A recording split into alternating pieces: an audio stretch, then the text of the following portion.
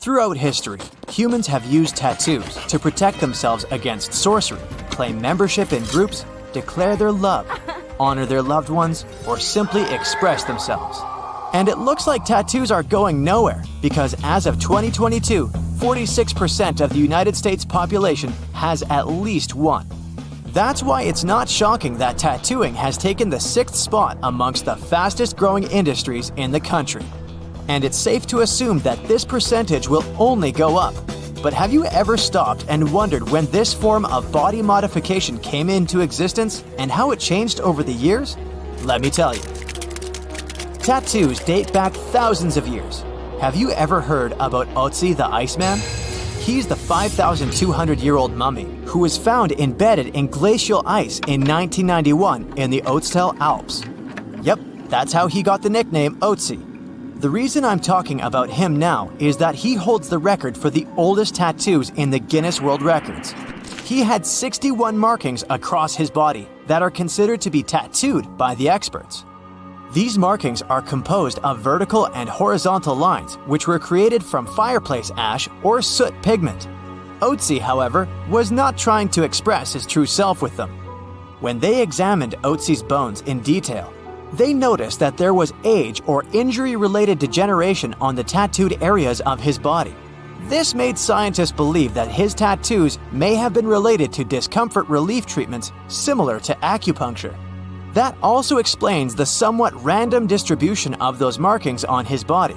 Experts also believe the fact Ötzi had so many tattoos means that others in his culture knew about tattooing and that he wasn't the first person ever to have tattoos.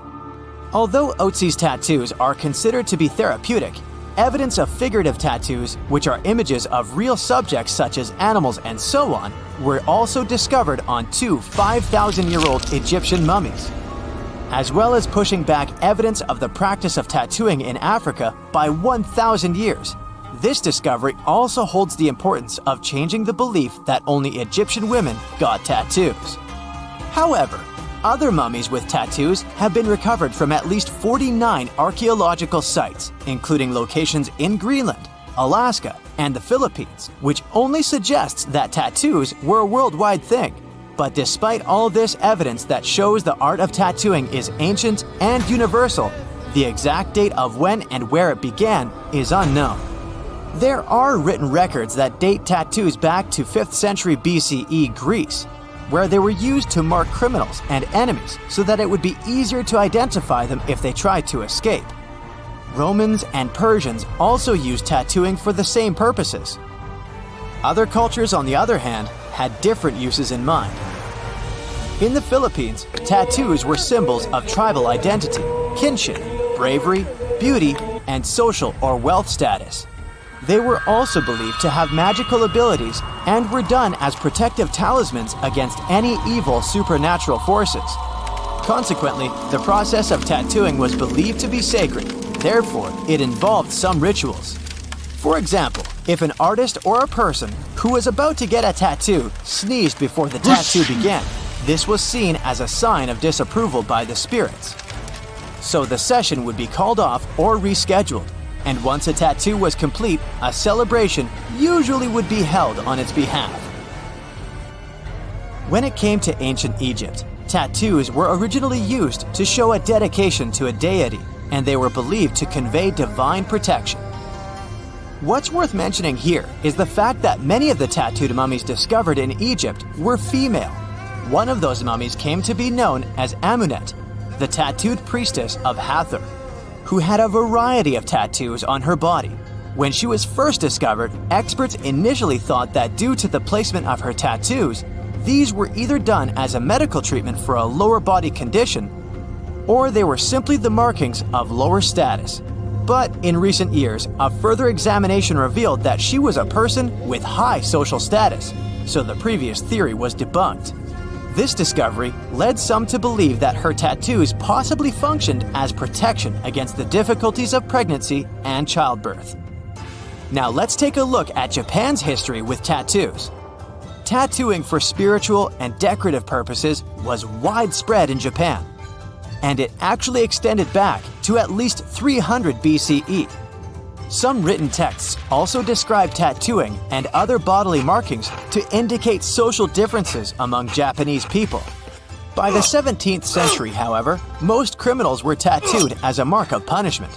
And by the mid-19th century, tattoos were banned altogether. And those who had them were viewed as lacking respectability, which in turn created a subculture of outcasts, who formed the roots of the Yakuza. But how did the modern and more expressionist role of tattoos in the Western world begin? James Cook was a British explorer and captain who was famous for his 3 voyages to the South Pacific, which took place between 1768 and 1779.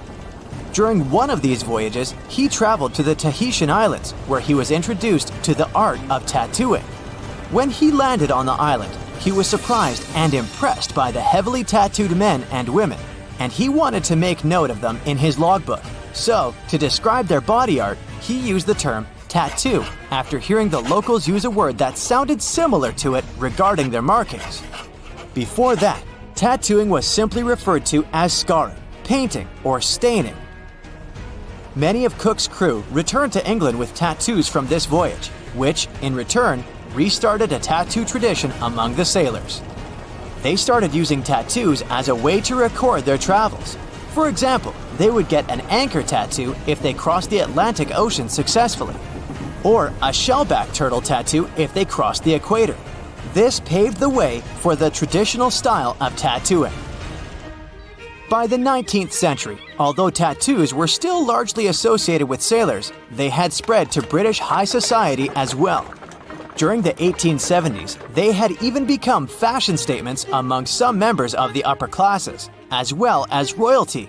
The people who had them among the high society included British Prime Minister Winston Churchill's mother, Lady Randolph Churchill, Prince of Wales, the future Edward VII, and his sons, as well as several of Queen Victoria's relatives. It was even rumored that she herself had a tattoo of a tiger fighting a python in the area of her body that could easily be covered with clothes, just in case. This all led to tattoos becoming a mark of wealth by the late 1880s. In 1891, the tattoo machine was created by Samuel O'Reilly, who was a New York City tattooer himself. His design was based on a modification of Thomas Edison's electric pen, which was originally designed to help businesses with document duplication. It was also around the same years that tattooed women started to make appearances, though mostly in the circuses to entertain people. Although that industry eventually slowed down, by the 1920s, more women began to get tattoos as a cost-effective alternative to makeup, since products were so expensive at the time. In 1939, Mildred Hull became the first female to open her own tattoo shop in New York. It was around this time that the US introduced Social Security numbers, and many citizens got theirs tattooed on their bodies as a memory aid. However, despite these tattoos, decorative tattoos continued to be looked down upon. If you had a tattoo during the 50s or the 60s, you would still be viewed as a rebel or a criminal by the majority of people. In 1961, the New York City Health Department actually banned tattoos because they saw them as the cause of spreading diseases. The ban was not lifted until 1997. Today, tattoos are so common that even toys have them. So there's no ban, no stigma, no style or color restriction, and nothing to stop you from getting the tattoo of your dreams. Maybe except your mom. Let's face it. Most ancient tombs have been looted at least once. No matter how scary the rumors could have been, most mummies were open to. But one. This is the Bashiri mummy, and it puzzles everyone so much that nobody dares to see what's inside. Meet Howard, but you must know him already if you're into Egyptian history. He's primarily famous for discovering King Tut's tomb back in 1922. But few people know that before this revolutionary discovery, he had probably found another mummy. It happened in 1919, and it goes by several names, either the Bashiri mummy or the Mummy of Pacheri, or the Untouchable One. Some reports say that Howard stumbled upon the Bashiri mummy in Luxor's Valley of the Kings, just where he would later find Tut's tomb. Despite this find, not much is known about this particular mummy. The reason why it's still unharmed in any way is not because of some superstitions, but because nobody is sure that they can undo what they do if something goes wrong. The mummy is so intricately wrapped that researchers never unfurled it for fear of irreversible damage. The golden rule of anyone who works with antiquities: if you're not sure you can't make it better or preserve it unchanged, do not touch it. History knows many examples of ancient relics ruined beyond repair, say Ecce Homo, or smiling statue restoration. The delicate fabric that covers the mummy's face has this cool design that kind of looks like a pyramid. The researchers are not 100% sure, but this might be the only one of its kind with that embalming style. But without knowing the ancient technique, it's next to impossible not to ruin the mummy while unwrapping and wrapping it back. Back in the day, people, both experts and looters, would unwrap mummies for all sorts of reasons, mostly to study them. Luckily, these days, we have advanced tech that lets us check out what's inside a sarcophagus without having to unwrap anything. After taking a closer look at the Bashiri mummy, researchers figured out that it belonged to a man who was around 5.5 feet tall and lived during the Ptolemaic era, which makes this mummy roughly 2,300 years old. The Egypt Museum shared that the X-ray scan also uncovered an inscription of the guy's name, but it's a bit tricky to tell if it says Pacheri or Nenu, adding to the intrigue.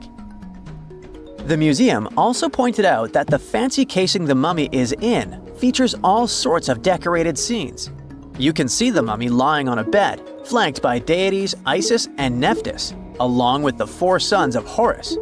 Plus, there are 2 images of the funerary god Anubis at the feet of the casing.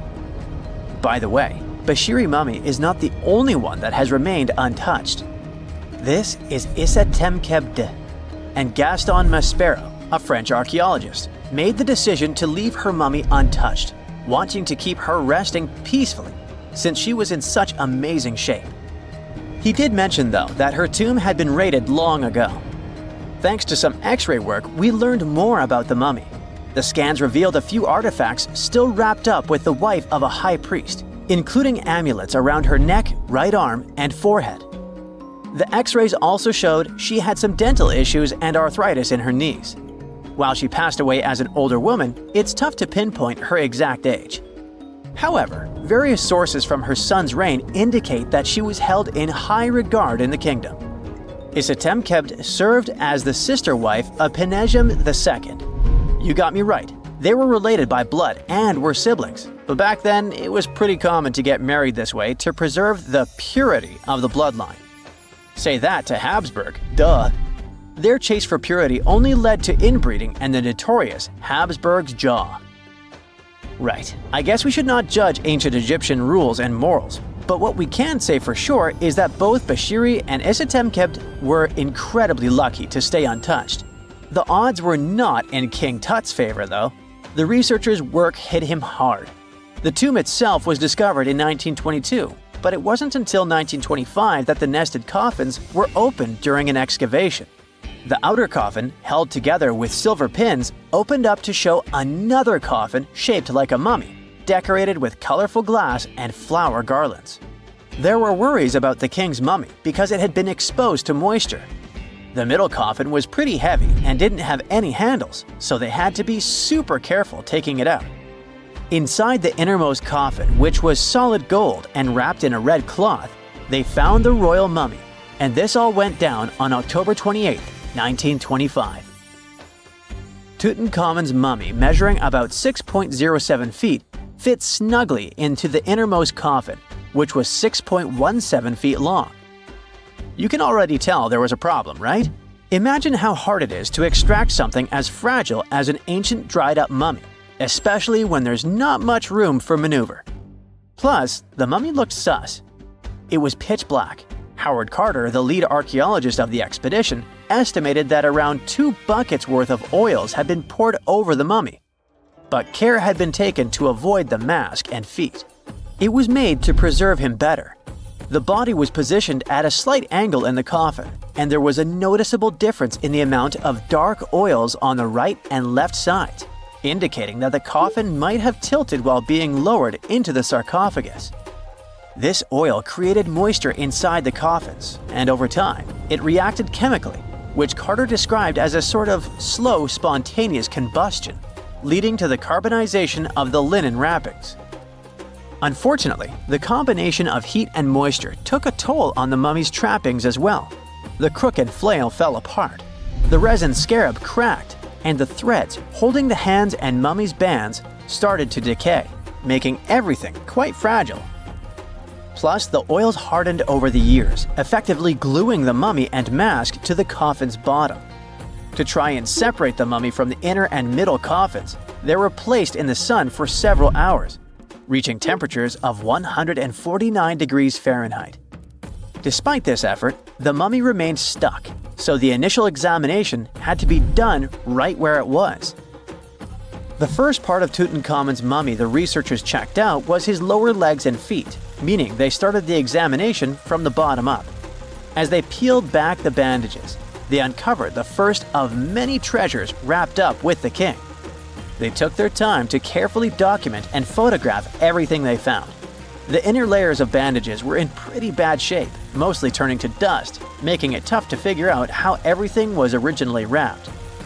Still, the overall methods matched what was seen in other nobles' mummies from that time. Lots of folded linen pads were used to shape the torso and thighs. The outer and inner bandages were made from fine linen, while the middle layers were coarser. They had some intricate bandaging around the shoulders and chest with a similar style around the groin. Each limb, along with fingers and toes, which were fitted with gold caps, was wrapped separately. Tutankhamun even wore gold foil sandals on his feet. They hoped to separate the mummy from the coffin by removing the outer bandages, but the resins had stuck the body to the coffin. So, the researchers ended up chiseling it out. To do this, they had to cut the torso in half at the hips and disarticulate the arms to continue unwrapping. Each part was treated with hot paraffin wax for stability, and later the hands and feet were reattached with resin. Finally, they used hot knives to detach the head from the mask. To check the teeth, it was decided to make an incision around the jaw and neck, which was later fixed with resin. So technically, the scientists did all they could to preserve the mummy, but still, in a way, it ended up being damaged beyond repair. What do you think? Should they have left it in the coffin? Or did they do the right thing? Let us know in the comments.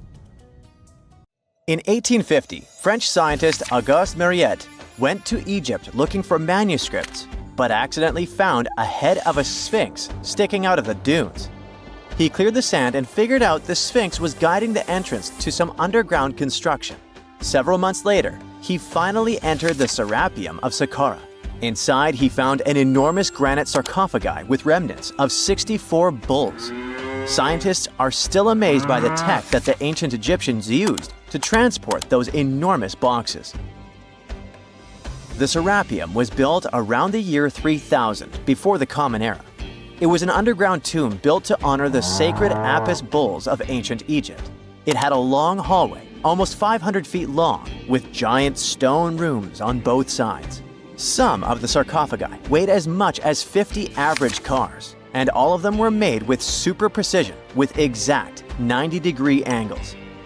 These sarcophagi were beautifully decorated with hieroglyphs and carvings that told stories about the lives and importance of the Apis bulls. Now, there are 24 sarcophagi left. In ancient Egypt, Apis bulls were very special animals connected to the deity Ptah. They thought the bulls carried Ptah's spirit and wisdom, helped the pharaoh, and protected the Egyptians. Priests looked for special markings on young bulls to find Apis bulls. It could be a white triangle on its forehead, which symbolized divine light, a shape on its back like a vulture's wing, and a scarab shape under its tongue, which stood for rebirth. If a bull had these signs, they believed it was chosen by Ptah and treated it like royalty. The chosen bulls lived in a special temple in Memphis, the city where they worshipped Ptah. They received the best care and offerings from visitors who wanted their blessings. When an Apis bull passed away, it was treated with great honor and mummified. When Mariette entered the Serapium, he noticed traces of rollers on the gallery's floor and found 2 wooden horizontal winches. Each had 8 levers. Later, other explorers saw double rails. The burial chambers were lower than the hallway floor. To get the boxes into place, workers filled the chambers with sand so the sarcophagi could be rolled in straight. Then they slowly removed the sand to gently lower the boxes into perfectly cut spaces in the bedrock. A carved stone sign found in the Serapium said it took 28 days to move just one sarcophagus and its lid into its spot during the time of Ptolemy II. The extreme precision of the sarcophagi with 90-degree angles also has an explanation. Ancient Egyptians wrote texts, or rather, papyrus, on geometry a long time ago.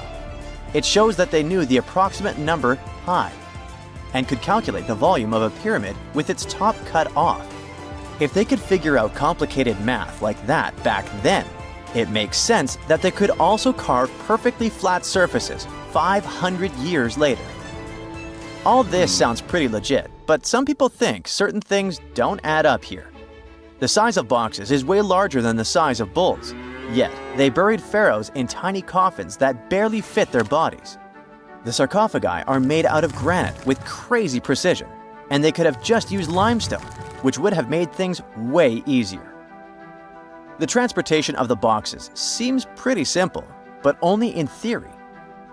If one person could pull about 440 pounds, then at least 250 people would be needed to pull just one box.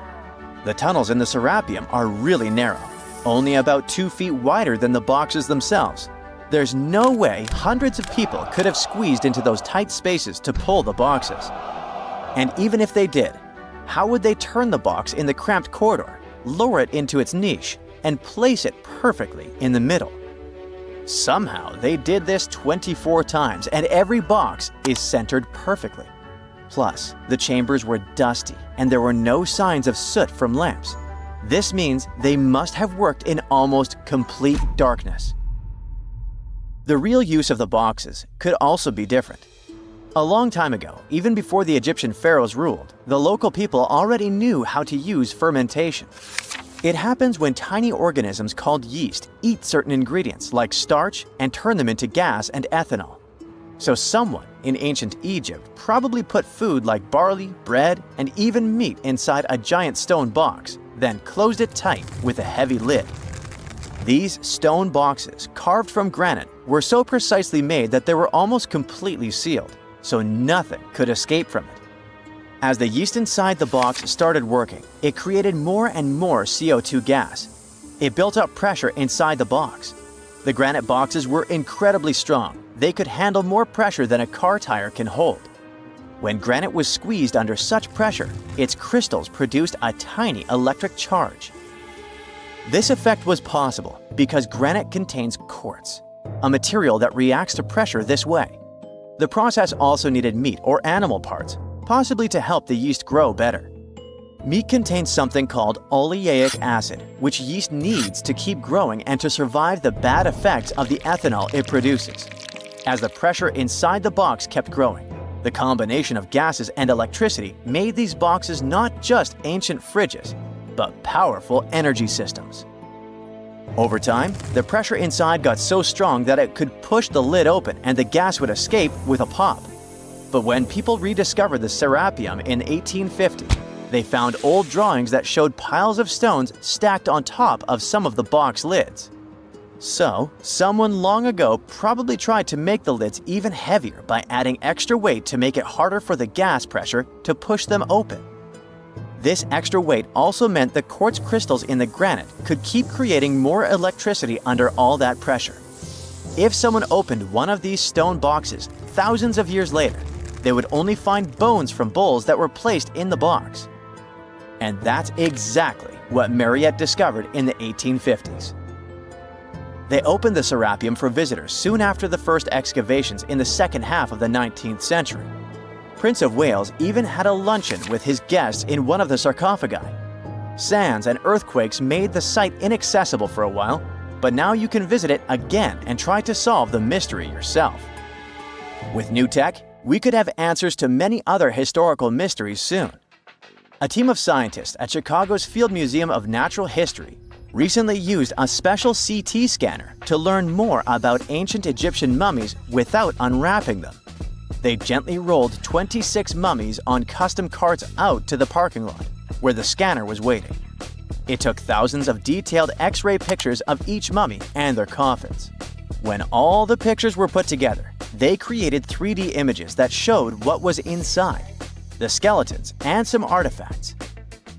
The scientists hope these images will help them understand ancient Egyptian burial practices from over 3,000 years ago.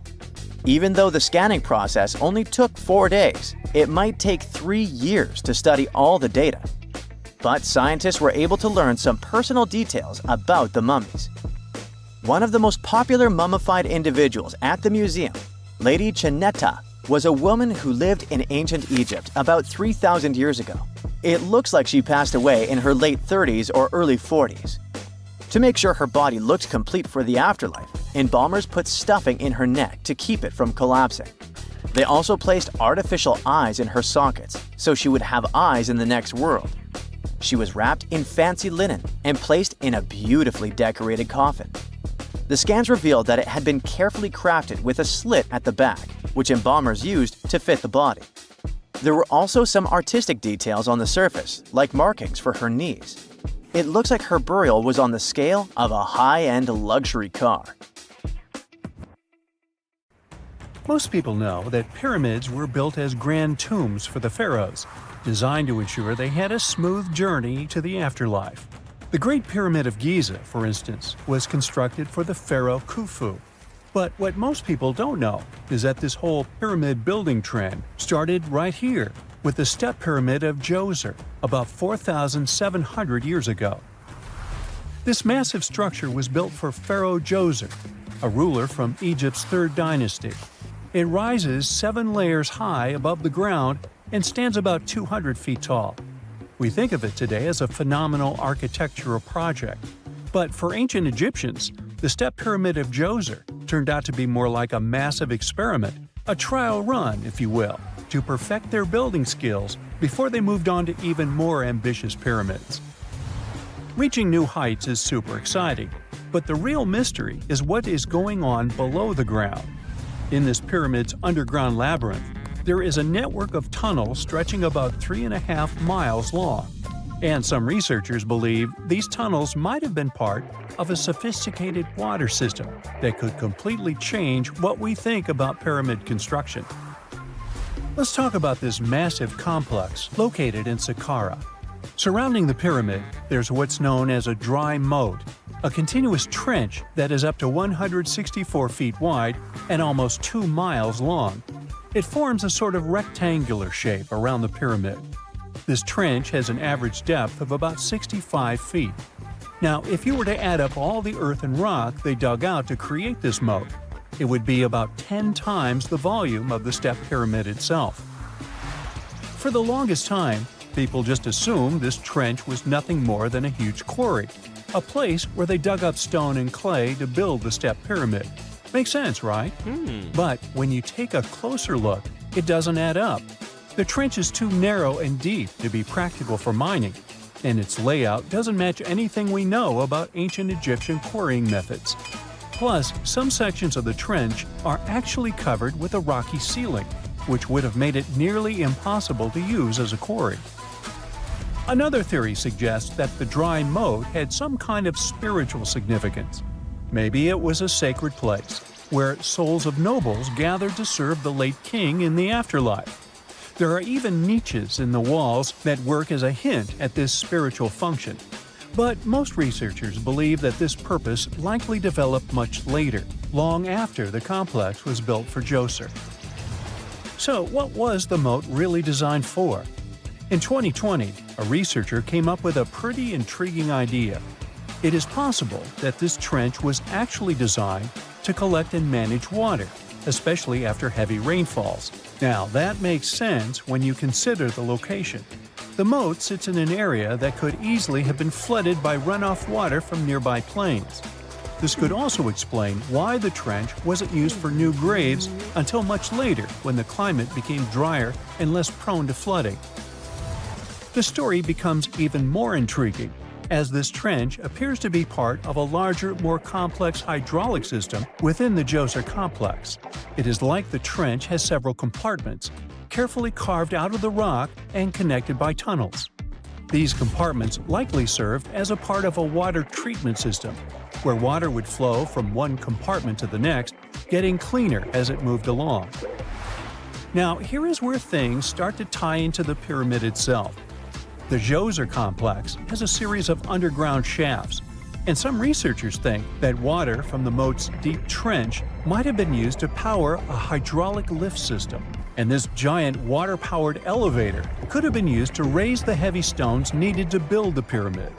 It worked like a volcano, but instead of lava, water did the heavy lifting. Imagine a big deep hole in the ground at the center of the pyramid site.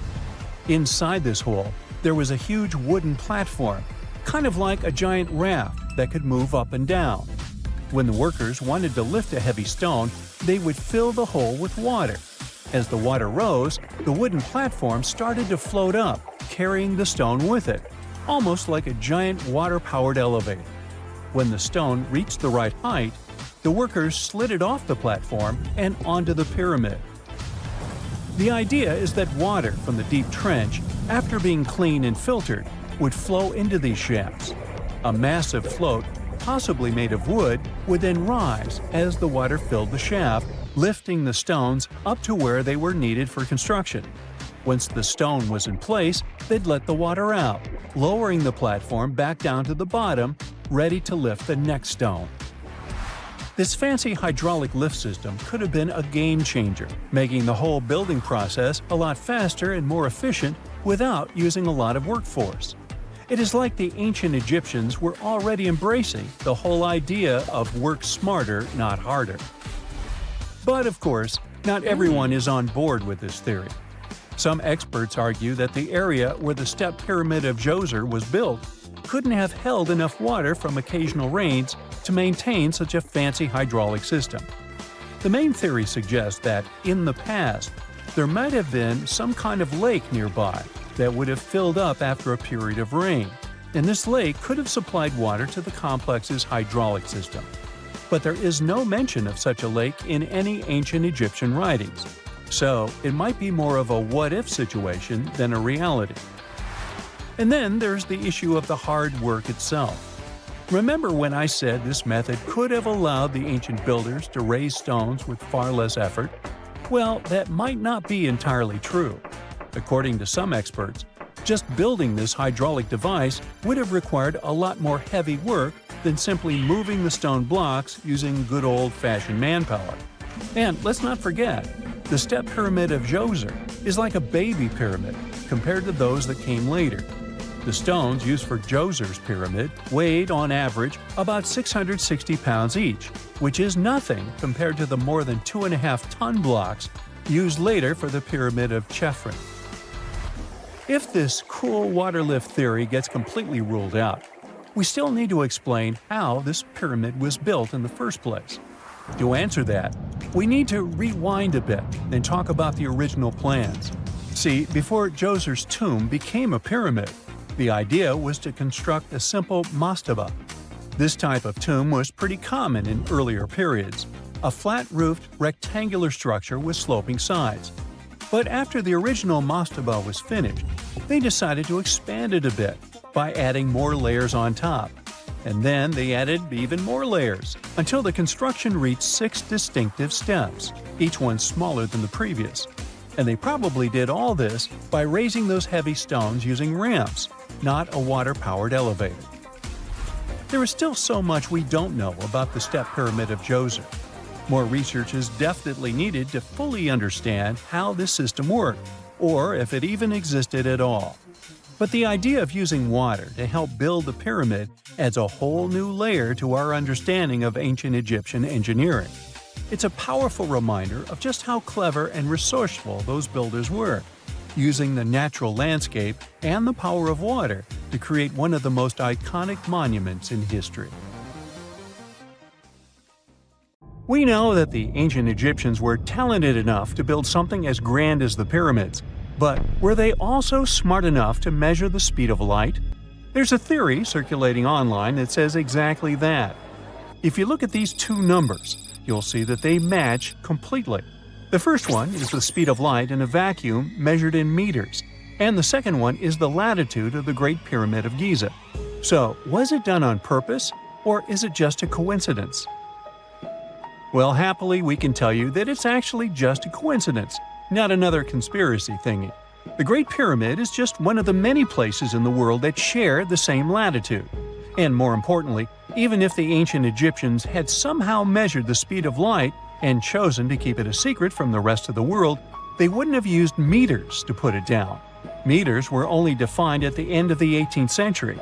The builders of the pyramids used a different unit of measure called cubits. 1 cubit is equal to 1.5 feet. Cubit was based on the length of the arm from the elbow to the tip of the middle finger, and it became popular in the ancient world. So if they wanted to impress the rest of the world and set the pyramids at a point that matched the speed of light in cubits, they would have to build their iconic constructions somewhere in Europe. And then the Danish astronomer who first measured the speed of light in 1676 would have been really upset to know that someone had done it centuries before him. So, although they were ahead of their time in many aspects, the ancient Egyptians never measured the speed of light or used longitude and latitude to map their locations. The base of the Great Pyramid of Giza might seem like a perfect square, but it's actually an 8-sided structure, not 4-sided. Each of its 4 sides has a subtle concave indentation that splits it evenly from base to tip. The official version is that a British pilot was the first to notice it in 1940 while flying over the pyramid. He took a photograph that showed shadows highlighting these indentations.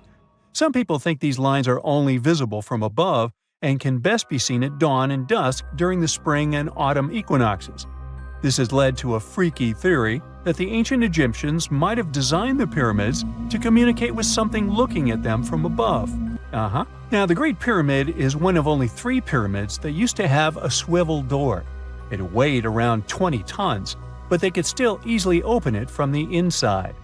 Its precise fit made it nearly invisible from the outside, with no visible latch or handle. There were only slight variations in the exterior stone that gave out an opening. The other 2 pyramids with similar doors belonged to Khufu's father and grandfather. The Great Pyramid also has a hidden void at least 100 feet long that was only found in 2017. We still don't know what lies within the space, what purpose it served, or if it is the only space of its kind. Researchers used the same tech to see through cathedral walls, Mayan pyramids, and even volcanoes. It depends on a natural shower of subatomic particles called muons. They pass more easily through empty space than through solid materials. So if they arrange multiple muon detectors around a structure, scientists can map out its solid and empty areas. A team of scientists placed muon detectors inside the Great Pyramid and allowed them to gather data for months. Scientists have analyzed samples of the mortar used to build the pyramids many times. Although we know its composition, modern technology still can't replicate it. The mortar is mostly made from processed gypsum, but it wasn't used like the cement we use for bricks today. Instead, they used it to support the joints between the massive stones as they were set in place.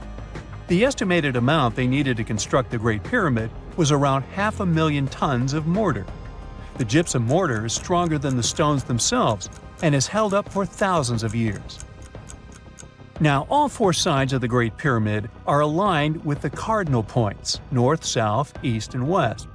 According to geologist and engineer Glenn Dash, the alignment is accurate to within 4 minutes of arc, or 1/15th of a degree. The architects managed to achieve this without modern tools like drones, blueprints, or computers. Many researchers try to explain this construction miracle. Maybe they used the pole star or the sun's shadow. Dash recently proposed a new, simpler idea. The Egyptians might have used the autumnal equinox to align the pyramids.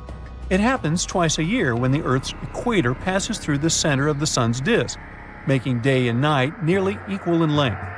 To test his theory, Dash conducted an experiment on the 22nd of September 2016, the first day of the fall equinox. He used a special rod the Egyptians had to cast a shadow and tracked its tip at regular intervals, forming a smooth curve. By connecting 2 points of the curve with a taut string, he created an almost perfect east-west line. Dash noted that on the equinox, the shadow's tip runs in a straight line, nearly perfectly east-west, and with a slight counterclockwise error. There's a similar error in the pyramids. Although his experiment was conducted in Connecticut, Dash believes that the same method would work in Egypt. All the ancient Egyptians needed was a clear, sunny day. They could determine the fall equinox by counting 91 days from the summer solstice. But they left us few clues, and no engineering documents or architectural plans have been found that explain their methods. So they might have mapped shadows, but it's not definite. Now, scientists have long wondered how heavy stone blocks were carried to the pyramid sites, and they might finally have an answer. A research team from the University of North Carolina, Wilmington, has discovered that 31 pyramids are likely to have been built along a long-lost ancient branch of the River Nile. It's now hidden under desert and farmland. For many years, archaeologists have thought that ancient Egyptians must have used a nearby waterway to transport materials, equipment, people, and whatever else they needed to build the pyramids on the river. But up until now, they weren't certain of the location, shape, size, or proximity of this waterway to the site of the pyramids. The group of researchers used radar satellite imagery, historical maps, geophysical surveys, and sediment coring to map the river branch. They believe it was buried by a major drought and sandstorms thousands of years ago. The team managed to go below the sand surface and get images of some hidden features thanks to radar technology. They found hidden rivers and ancient structures running at the foothills of where most of the ancient Egyptian pyramids lie. The discovery of this extinct river branch helps explain the high pyramid density between Giza and Licht, in what is now an inhospitable area of the Sahara Desert. Now, Egypt isn't the only country with the most pyramids in the world. The champion's title here goes to its southern neighbor, Sudan. It has between 200 and 255 pyramids, compared to Egypt's measly 138. They were built by members of the Kingdom of Kush, an ancient civilization that ruled the lands along the Nile River many years ago. They started erecting pyramids around 500 years after the Egyptians had stopped doing it. Their pyramids are much smaller than the Egyptian ones, but were built for the same purposes. Archaeologists are still working to find out how the pyramids in the Sudan were built, how long it took to complete them, and what happened to their society. A gruesome discovery took place in Egypt some years ago. You want to hear about it? 16 human hands, carefully buried in 4 eerie pits. They didn't look too much like human hands at first, since they were abnormally large, but they were. Weirdly, there were only right hands. No left hands were in sight. It turned out that it points to the practice of an ancient dark ritual. Old Egyptian art and tales talked of a ceremony where warriors would present the right hand of their adversaries as proof of victory and ask for gold in return. Egyptians believed in the afterlife, so cutting off someone's hand meant you cut off their power eternally. Guaranteeing this type of defeat was interesting to the winning party. Here, the fight was between Egyptians versus Hyksos, who lived in what was once known as Canaan. Egypt has always been the center of some history-changing findings, and some time ago, this papyrus was found. If we stretched it open, it would be just a tad bigger than the height of a skyscraper. The world's tiniest skyscraper, which is located in Wichita Falls, Texas. When humans didn't write on their notes app, they wrote on this thing, made from the medulla of a papyrus plant. Around 2,000 years ago, ancient Egyptians wrote something reminiscent of a book where they describe most of their funerary traditions and their visions of the afterlife. It's considered one of the most important texts from ancient Egypt and is still sold in bookstores to this day. This ancient manuscript was unearthed from a chamber located just south of the Pyramid of Djoser, located in Saqqara. Oh yes, Djoser is the oldest pyramid in Egypt and not the Giza pyramids like most people think. So recently, the site of Saqqara buzzed with excited archaeologists who probably found one of Egypt's oldest complete mummies. They believe that this beautiful and well-preserved mummy was that of a wealthy man. He was discovered in a deep shaft, covered in layers of gold leaves. There are many symbols that show he was an important and wealthy man, like the band he wore on his head, the bracelet on his chest, and the fact that he was embalmed with a tunic, which was reserved for Egypt's finest. The most exciting part of the entire discovery was finding the resting place sealed with mortar, just as the ancient Egyptians had left it 4,300 years ago. Now this may sound weird, but back in 2008, archaeologists discovered a missing pyramid. Now it went missing because it deteriorated over the span of 4,000 years. Today, you can only see its base. It was a pretty important site back in ancient times. It is said that around the area of the pyramid, the ancients hosted a special type of ceremony where high priests would carry mummified remains of sacred bulls. Now here's a fun fact.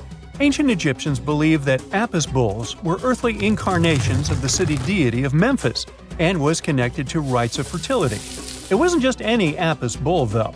They needed to be all black, with a single white mark between its horns and a bunch of very specific characteristics. They were selected by the local priests and honored until they passed away. After that, they were mummified and buried in underground galleries. Meanwhile, this missing pyramid sort of disappeared around the 1800s. It was a German archaeologist who first found it in the village of Saqqara. He called it the Headless Pyramid when he first found it. But then, years after the official discovery, the desert sand came along and covered the whole thing. There were some excavations between the 19th and 20th centuries, but they weren't too systematic. That's why scientists were so thrilled when they dug an entire pyramid's base after removing the 25-foot mound of sand that was covering it. Oh, and it turns out American archaeologists are excavating a cemetery in Egypt that could contain over 1 million mummified bodies. So far, archaeologists have dug around 1,700 mummies. One of the main differences from other classic Egyptian mummies is that these people weren't kings and pharaohs. They were commoners that most likely lived about 1,500 years ago, when Egypt was controlled by the Roman and Byzantine empires. The name of the cemetery is cool, though, the Way of the Water Buffalo, just in case you want to check it out on your next trip. Other than bulls and buffaloes, ancient Egyptians also liked baboons. Are you seeing a pattern here? In the beginning of the 20th century, archaeologists discovered a site filled with mummified baboons in a place called, guess what? The Valley of Monkeys. An animal wouldn't have been mummified if it wasn't considered important. Certain animals were more important than others, since they were linked to specific deities. Jackals were connected to Anubis, the ancient god of the afterlife, and cats were likened to the female deity Bastet. Baboons were a pretty big deal, since they were believed to be connected to Thoth, the deity of wisdom and advisor to Ra, one of Egypt's supreme deities. The archaeologists who studied these animals weren't too happy. They think these baboons were kept inside and were deprived of sunlight for most of their lives. They had extreme vitamin D deficiencies and they were poorly fed. Maybe Thoth got angry with these baboon keepers. Just a guess.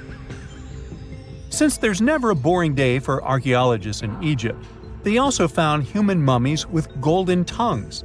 Since Egyptians were all about the afterlife, they believed that golden tongues might help a person speak once they pass to the other side. I mean, it's a long shot, but hey, why not?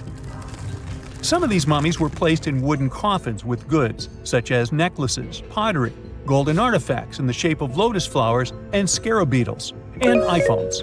Just kidding. A new temple was also unearthed recently in Egypt. Scientists believe it was dedicated to honor Zeus Cassios. That deity would be a cross between Zeus, the almighty Greek deity of the sky, and Mount Cassios. While digging around the Sinai Peninsula in Egypt, archaeologists spotted 2 pink granite columns poking out of the ground, and bingo. They believe these columns represented the temple's front gate and collapsed during an earthquake many years ago.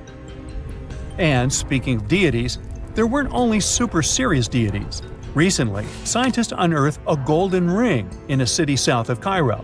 No, Frodo, it's not magical. It was a normal gold ring, but it had the depiction of the deity of fun, officially named Bes. This deity is often described in sacred texts as a happy, chubby dwarf. Today, many tattoos we get are sorta deprived of any sense and are made of aesthetic purposes only. In ancient Egypt, though, women would get tattoos as a token of protection for childbirth. That's what scientists think, at least. Around the Nile region, scientists found some mummies that had well-preserved tattoos, which is a rarity since the skin deteriorates so easily. 2 of these women tattooed their lower backs, and the drawings were simple. They were mostly pictures, including that same chubby dwarf we just talked about, Bess. He also had a side hustle as the protector of women during childbirth.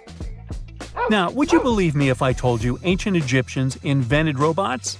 No? Well, that's because that's not entirely true. Sure, they were astronomers, mathematicians, and engineers, and somehow they also squeezed an eccentric invention into that package. An automated deity some scientists called Hathor. This wooden statue had been in the Metropolitan Museum of Art for years before someone noticed its secret. With the help of an X-ray machine, specialists discovered a mechanical operating system inside it. The pulley-like axis goes from the statue's shoulder to her left leg. When the system rotates, the statue raises and lowers her hand. Hey, pick me! Pick me! I got my hand up here. If there's a question that still baffles archaeologists to this day, it's this one. How did the ancient Egyptians build those magnificent pyramids? As far as we know today, their resources were quite limited, especially in terms of tools and building materials. We still don't have a fully satisfying answer, but hey, we've got some pretty amazing theories worth considering. The leading contender among these theories involves the clever Egyptians employing a sneaky strategy. Now picture this. They constructed a slanted and curving mound made of bricks, earth, and sand encircling the pyramid to be.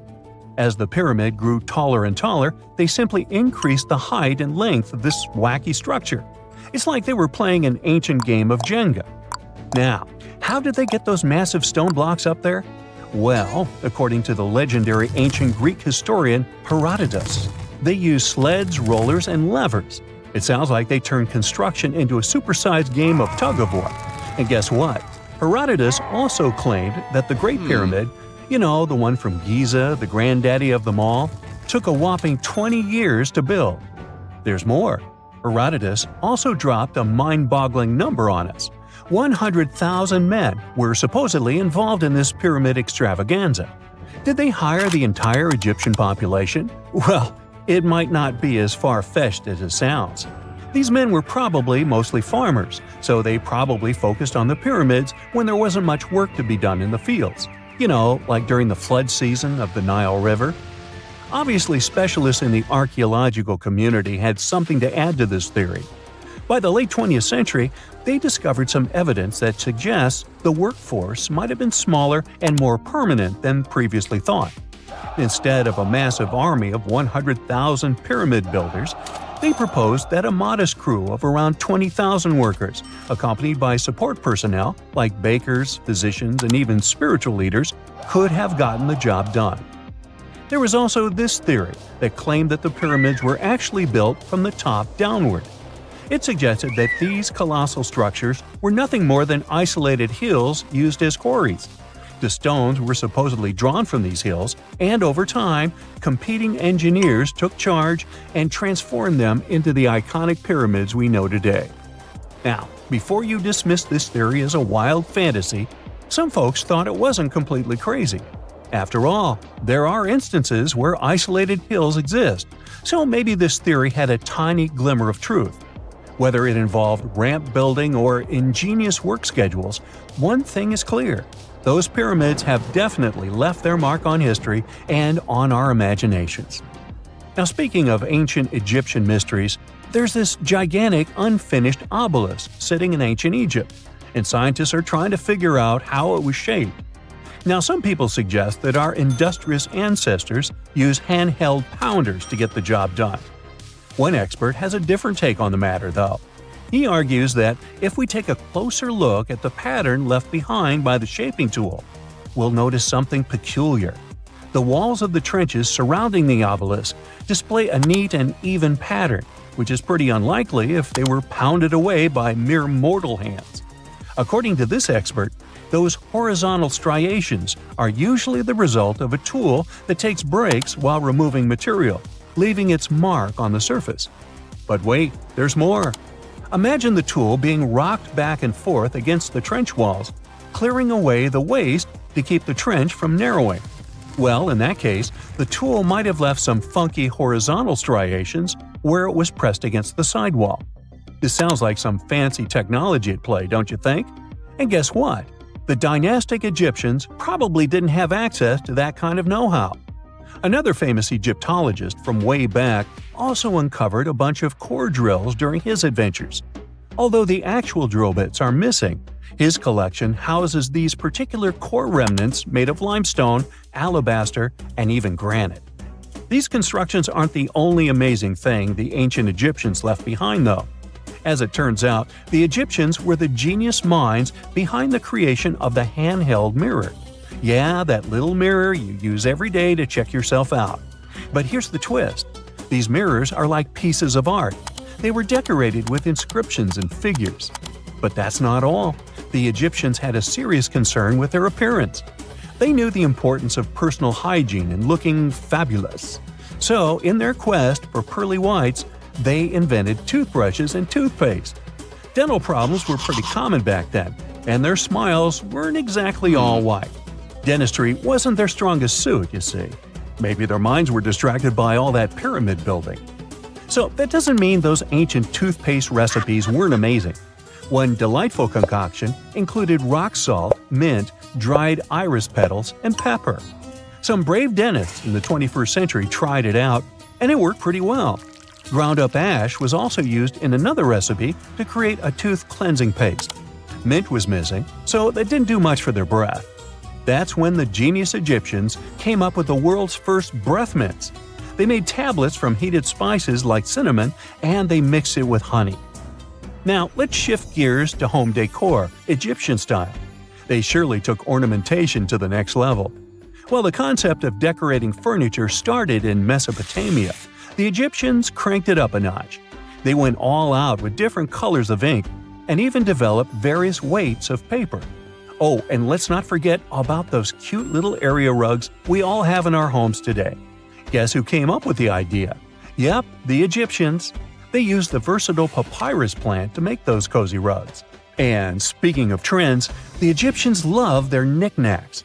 They had an assortment of small figurines in the shapes of cats, dogs, and people. These statues were made from various materials, like simple sun-dried mud to the ultimate bling of gold. It all depended on how loaded you were.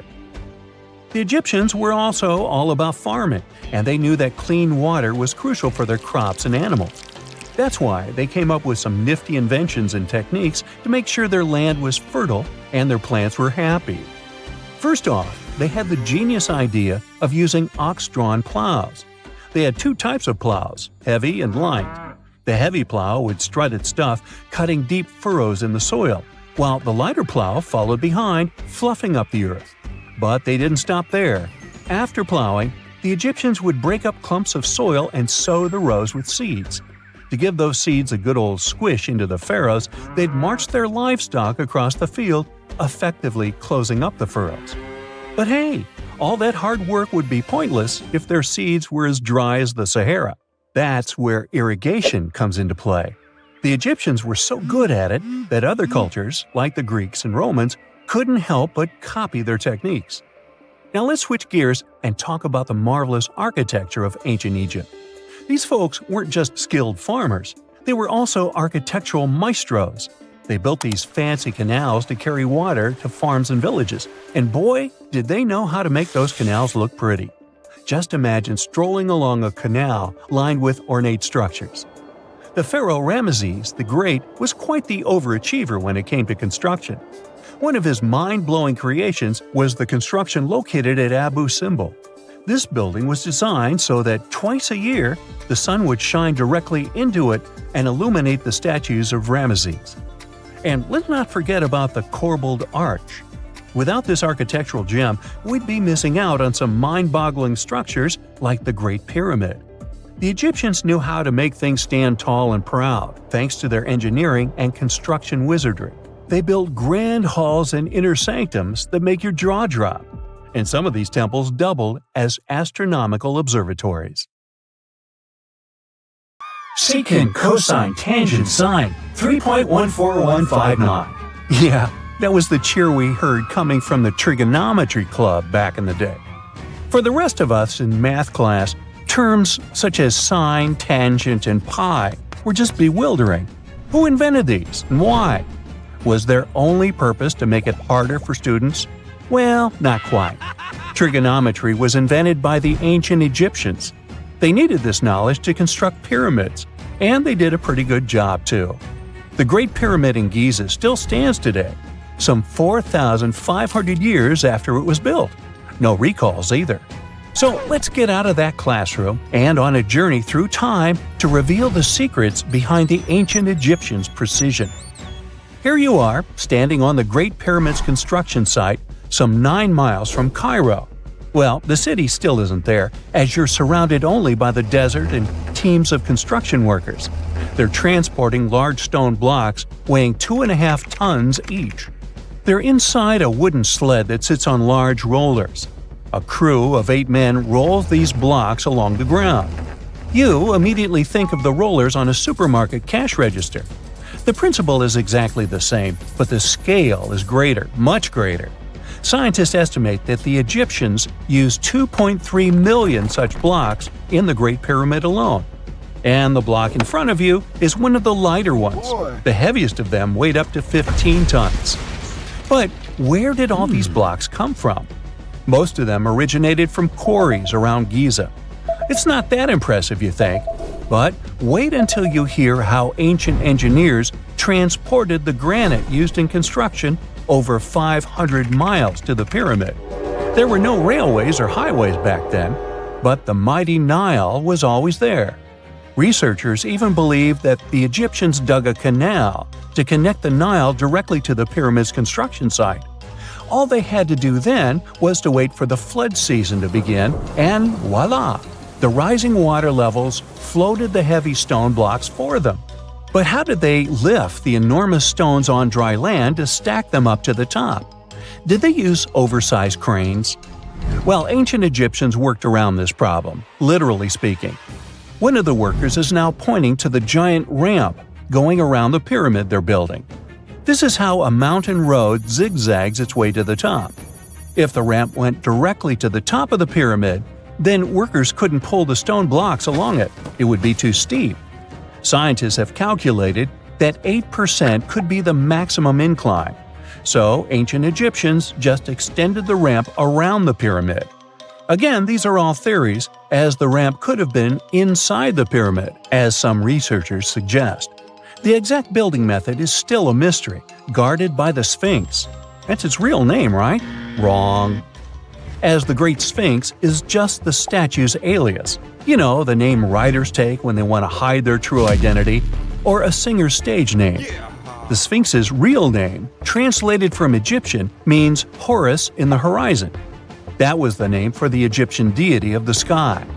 The trail of mystery doesn't end there. As a man walks past you with a bucket of paint, he's going to add a touch of color to the Great Sphinx. Researchers found specks of this red color next to its ear. That was some strong paint, as it survived for thousands of years. You are now standing straight in front of the Sphinx. You look up. It's very tall, right? 66 feet to be precise. Now resist the urge to take a selfie. You can do it. Now you notice something else. It looks like the Sphinx is in the center of a giant triangle in the back. That's one side of the Great Pyramid. And no, your eyes are not playing tricks on you. The Sphinx really does sit in the center of the pyramid's lateral face. Here's where math comes in handy. A pyramid has 4 sides, called lateral faces. There's also a 5th face, the base, but that's not visible. It's, wait for it, face down. The Sphinx has one last mystery to reveal: its age. Scientists agree that Pharaoh Khafre built the Sphinx. He ruled after his father, who had built a great pyramid nearby. So both structures were finished around the same time. Let's talk about numbers again. You've heard of Cleopatra, the Egyptian princess described as a woman of great beauty. Hello? She saw the pyramids, but she lived closer to the time of the first iPhone than the time of the people who built the pyramids. Fascinating, right? You can see thousands of people around you. They're working hard to build the pharaoh's tomb. But how many of them are there exactly? One Greek philosopher estimated there were as many as 100,000 workers. Seems like an okay number for such an enormous structure, but it can't be true. Science simply can't back up this number. Egyptologists put the total number of workers at 30,000. And yes, Indiana Jones was one of them, at least on the big screen, but he showed up late. Egyptologists know a lot about the pyramids, but not everything.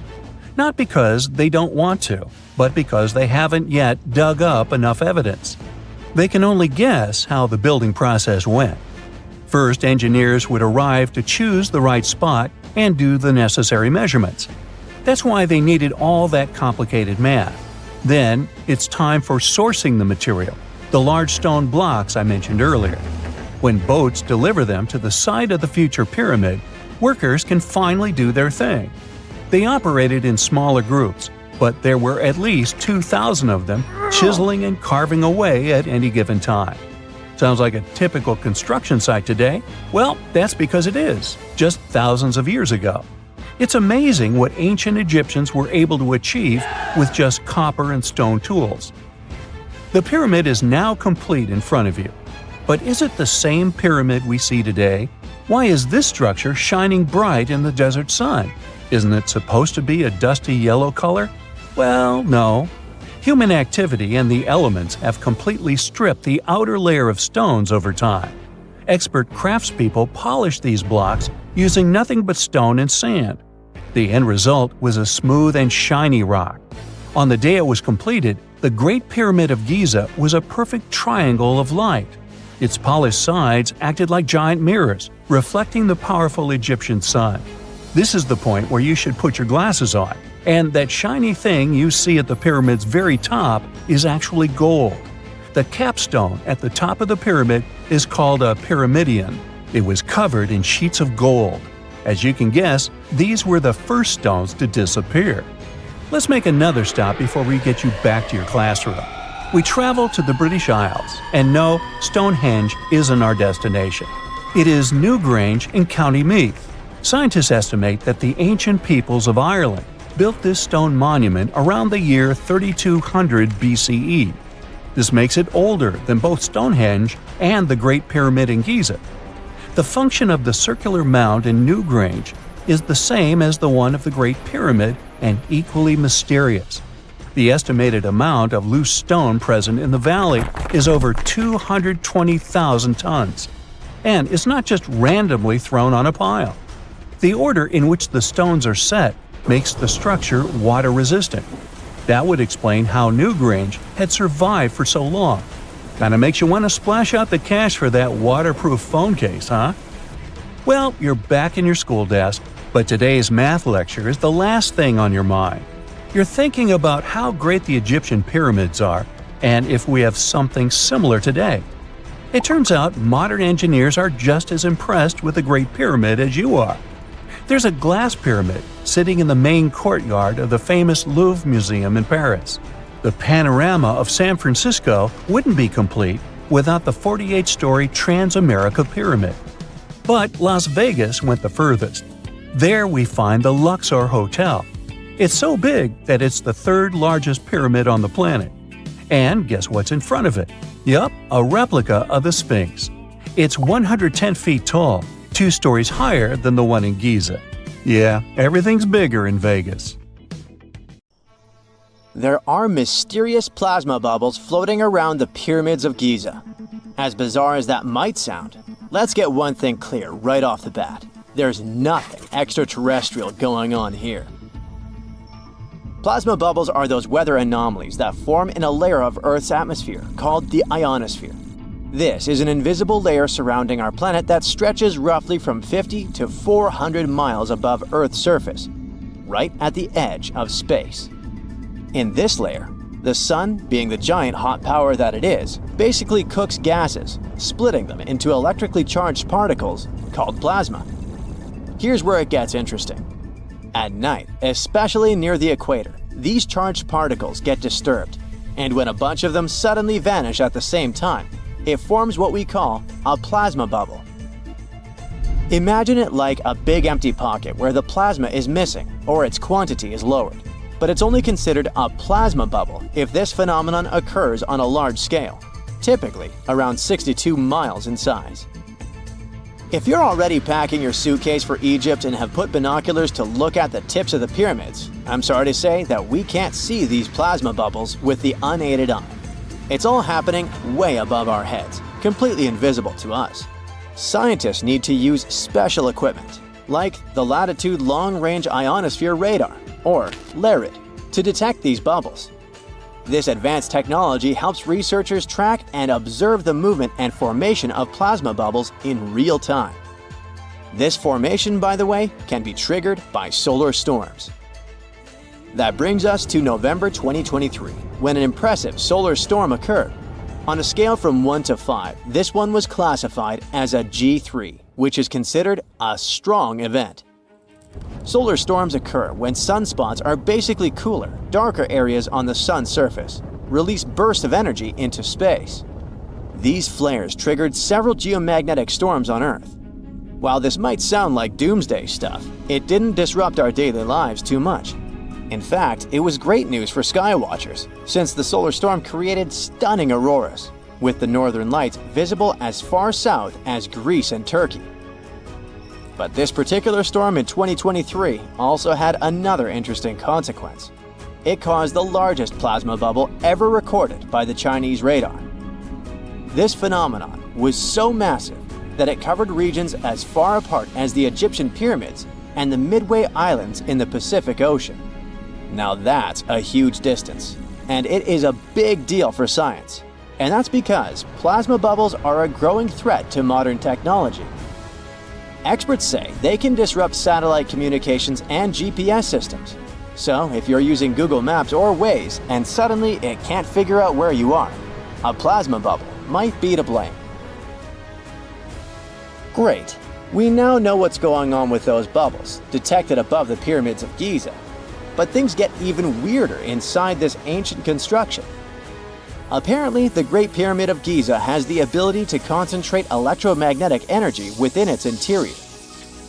A couple of years ago, a group of researchers decided to see what would happen if they took this ancient architecture and hit it with radio waves. I mean, waves that are similar to the kind your phone uses, but on a much larger scale, up to 1,900 feet long. But since they couldn't just start blasting radio waves at the actual pyramid, they did the next best thing: computer modeling. Using these simulations, the researchers discovered something incredible. The Great Pyramid can actually concentrate electromagnetic energy within its internal chambers, as well as underneath its base, where an unfinished chamber is located. By concentrate, I mean something like trap it. For example, when you shout into a cave, you hear your voice echo back, right? The sound waves don't just disappear, they bounce around and get focused. Similarly, when radio waves hit the pyramid, they don't just pass through or around it. Instead, they get absorbed, bounce around, and focus inside and underneath the pyramid. Our list of mysterious phenomena surrounding the Egyptian pyramids doesn't end there. Inside the pyramid, there's a long, narrow passage that leads to what's known as the King's Chamber. This room sits at the center of the pyramid, and it's believed to have been the final resting place of Pharaoh Khufu, the ancient Egyptian leader who commissioned the entire thing over 4,000 years ago. When visitors step into the King's Chamber, two things normally strike them: the room's incredible acoustics and its heavy, imposing structure, which is entirely lined with red granite. Recently, scientists have started to connect these two facts. Some researchers now believe that the King's Chamber might be able to catch or pick up sound energy generated from other parts of the pyramid. In other words, this room might have been designed to amplify sound in a way that no other chamber in the pyramid can. To test this theory, researchers conducted an experiment where they sang in the Queen's Chamber, which is located directly below the King's Chamber. Here's where it gets wild. The music couldn't be heard in the lower underground rooms of the pyramid, but it sounded loud and clear in the King's Chamber. One possible explanation for this is the type of stone used in the King's Chamber. pink granite. Granite is known for its piezoelectric properties, meaning it can absorb energy from its surroundings, like sound vibrations, and convert it into electrical energy. This suggests that the chamber's unique acoustics might be due to more than just the shape of the room. It could be that the granite itself plays a role in amplifying and concentrating sound waves. According to scientists, these discoveries open up a whole new field of research into the pyramid's potential. Could the ancient pyramids have somehow harnessed the energy created by sound waves or even Earth's natural vibrations? It might sound far-fetched, but considering the granite's piezoelectric properties are well documented in modern science, it's not entirely impossible. Who knows? Maybe we've only just scratched the surface of what the pyramids were truly capable of. Speaking of just scratching the surface, there's even more to think about, like how the pyramids ended up in such a perfect location. It seems the builders lined up the Great Pyramid with the cardinal points, meaning its sides are almost perfectly aligned with the four main directions: north, south, east, and west. There are many theories about how they did it, but one study suggests that Egyptians might have used the fall equinox to achieve this perfect alignment. During the equinox, the sun rises and sets directly in the east and west. It probably made it easier for builders to use the sun's position as a guide. By watching the sun during this time, they could make sure the pyramids were positioned just right. If we think about all these strange things about the pyramids, I mean their perfect alignment, the ability to concentrate radio waves, and the materials used in the chambers that might generate electrical energy, could the real purpose of the pyramids actually be much more complex than just being tombs? Well, Nikola Tesla thought so. It is said that the famous inventor and engineer was kind of obsessed with the Egyptian pyramids, and he wondered if they might actually be giant energy transmitters. He believed the shape and position of the pyramids could help them function as huge generators, capable of producing free, limitless energy. Some researchers agree with Tesla and believe that these massive monuments might have been designed as giant power plants. According to their theory, builders could have figured out how to move ions, those electrically charged particles in the atmosphere, by placing materials like copper, gold, and silver around the pyramids. So, it's definitely possible that the ancient Egyptians created a sustainable, renewable power source. Although this is a very interesting thought, we haven't been able to confirm this theory, and the true purpose of the pyramids remain one of humanity's biggest mysteries. When you hear the word mummy, you might get a chill down your spine. That's because most of us associate this word with those creepy characters we've seen in some scary movies. But in reality, mummies have helped us understand a lot about ancient civilizations, their rulers, and about how people used to deal with losing their loved ones. The people most famous worldwide for their mummies are the ancient Egyptians. They believed that some sort of existence after passing away was possible, if certain conditions were met.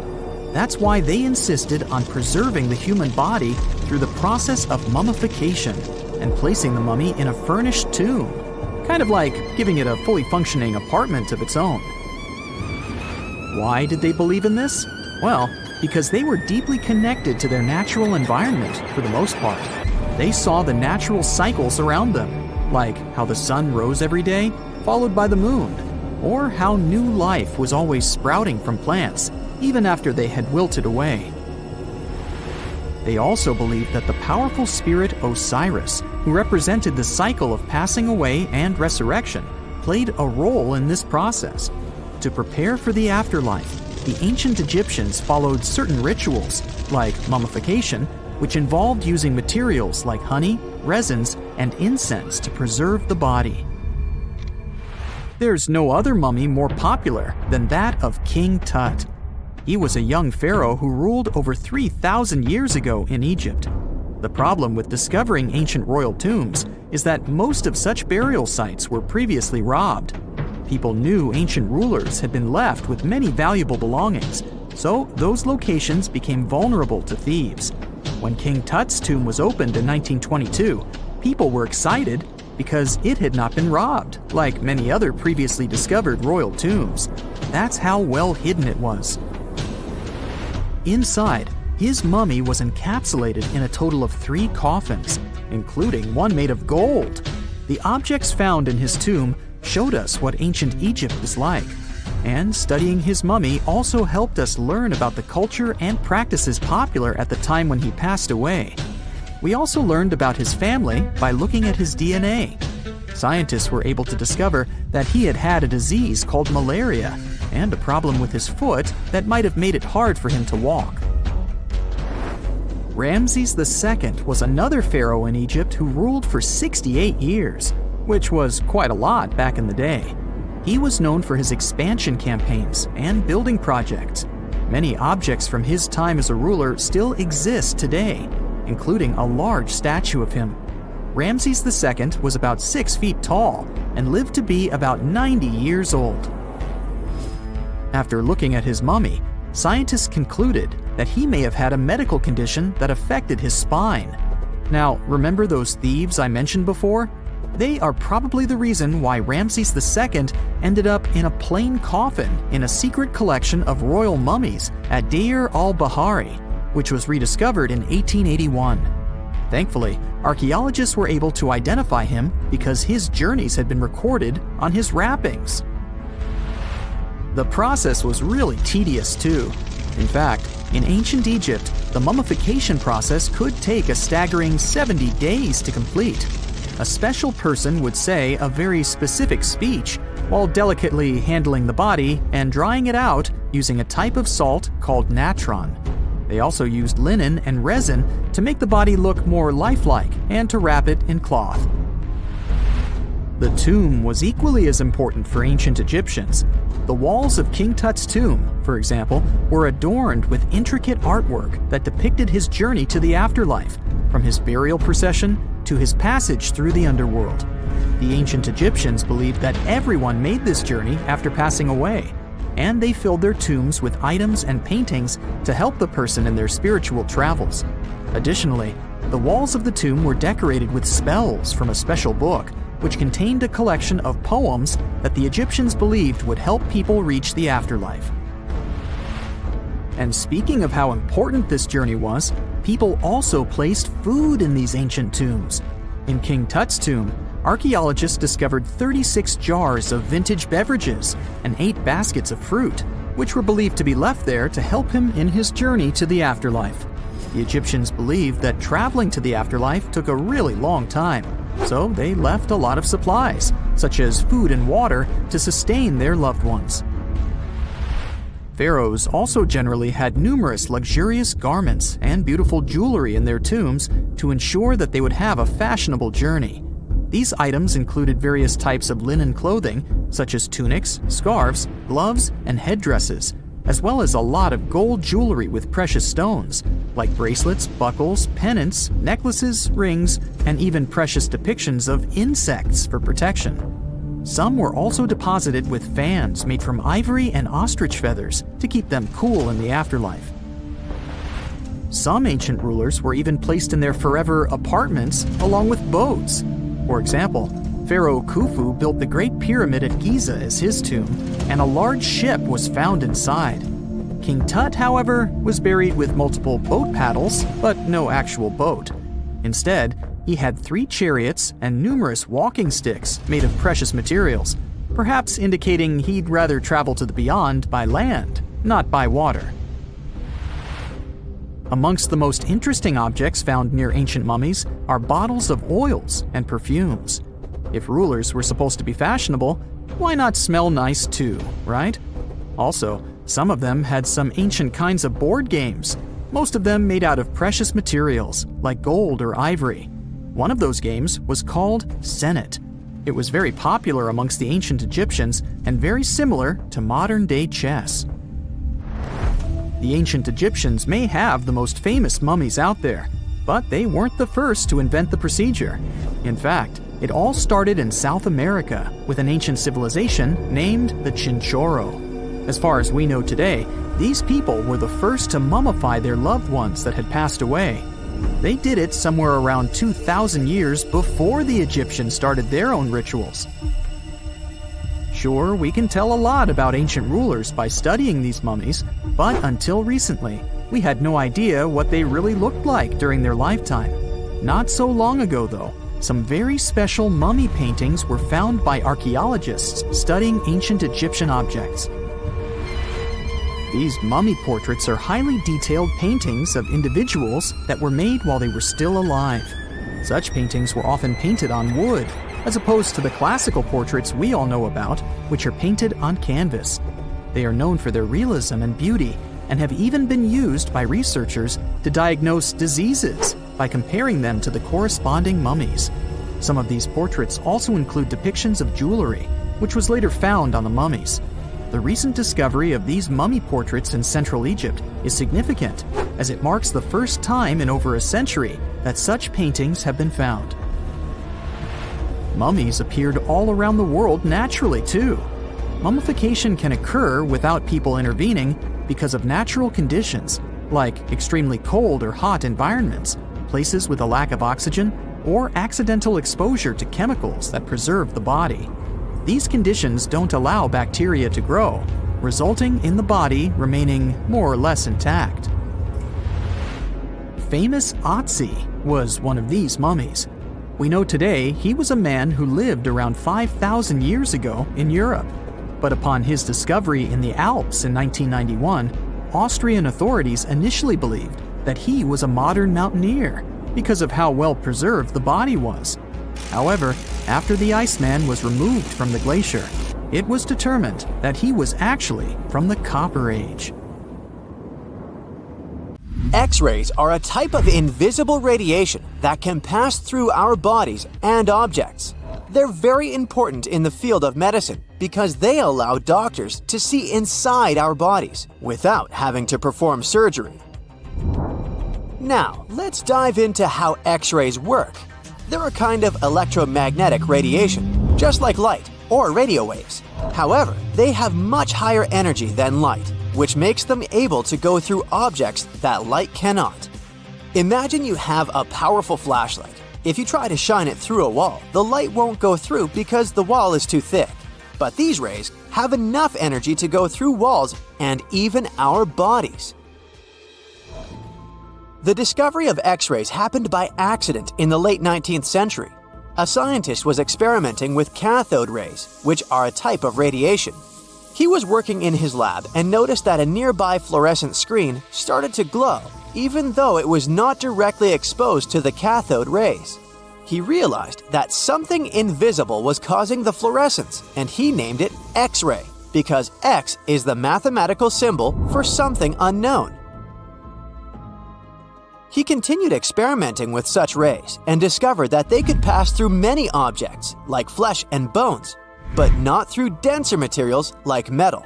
He also found that X-rays could create images on photographic plates, just like a camera takes pictures. The way this works is quite fascinating. Imagine you're standing in front of a bright light and you hold your hand in front of your face. Your hand blocks the light and you can't see through it. But if you place a sheet of tissue paper in front of your hand, some light will pass through, and you'll be able to see the outline of your hand. X-rays work in a similar way. When a doctor wants to take an X-ray of a part of your body, they will ask you to stand or lie down next to a machine. This device has a special plate that can capture the image. Let's say the doctor wants to further examine your arm. They will place the X-ray plate on one side of your arm and the machine on the other side. Then, the machine will produce a controlled burst of X-rays that pass through your arm. Remember how we talked about the tissue paper allowing some light to pass through? Well, in this case, some of those X-rays will go through your arm, while others will be absorbed or blocked by the denser parts of your body, like bones. The plate captures the X-rays that pass through your arm, and it creates an image. This image shows the bones and other structures inside your body, allowing the doctor to see if there are any problems or injuries. Now, you might be wondering why X-rays can pass through some things but not others. It has to do with the density and composition of the objects. Denser materials like bones absorb more X-rays, so they appear white in the image. So when you look at the result, you'll see your bones as white shapes. Other tissues like muscles and organs are less dense and allow some of those rays to pass through, so they appear as gray shadows. What if I told you there's a whole new way you can peek inside objects, but without using X-rays? I'm not talking about magic powers. Take a comfortable seat while I explain what muography is. This fascinating scientific technique allows us to see inside objects and even beneath the Earth's surface using a special type of particle called a muon. These elementary particles are very similar to electrons, but they're much heavier. They are created high up in the Earth's atmosphere when cosmic rays, which are particles coming from space, collide with the air molecules. Now, muons are special because they can pierce through different materials. They can pass through rock, soil, and even buildings. Scientists realized this potential back in the 1950s when they were studying cosmic rays and noticed that some of the particles could pass through thick materials. The first muography experiments took place in the 60s. Specialists discovered that muons can be detected using special devices called muon detectors. These detectors are usually placed underground or in specially designed laboratories to shield them from other particles and background radiation. Now let's dive into how muography actually works. Imagine you have a large object, like a pyramid, a mountain, or even an ancient statue, and you want to see what's inside without damaging it. First, detectors are positioned around the object or in the area you want to examine. These detectors are sensitive to muons and can track their paths. When such a particle passes through a detector, it leaves a trace, like footprints in the sand. By collecting data from multiple detectors, scientists can reconstruct the paths.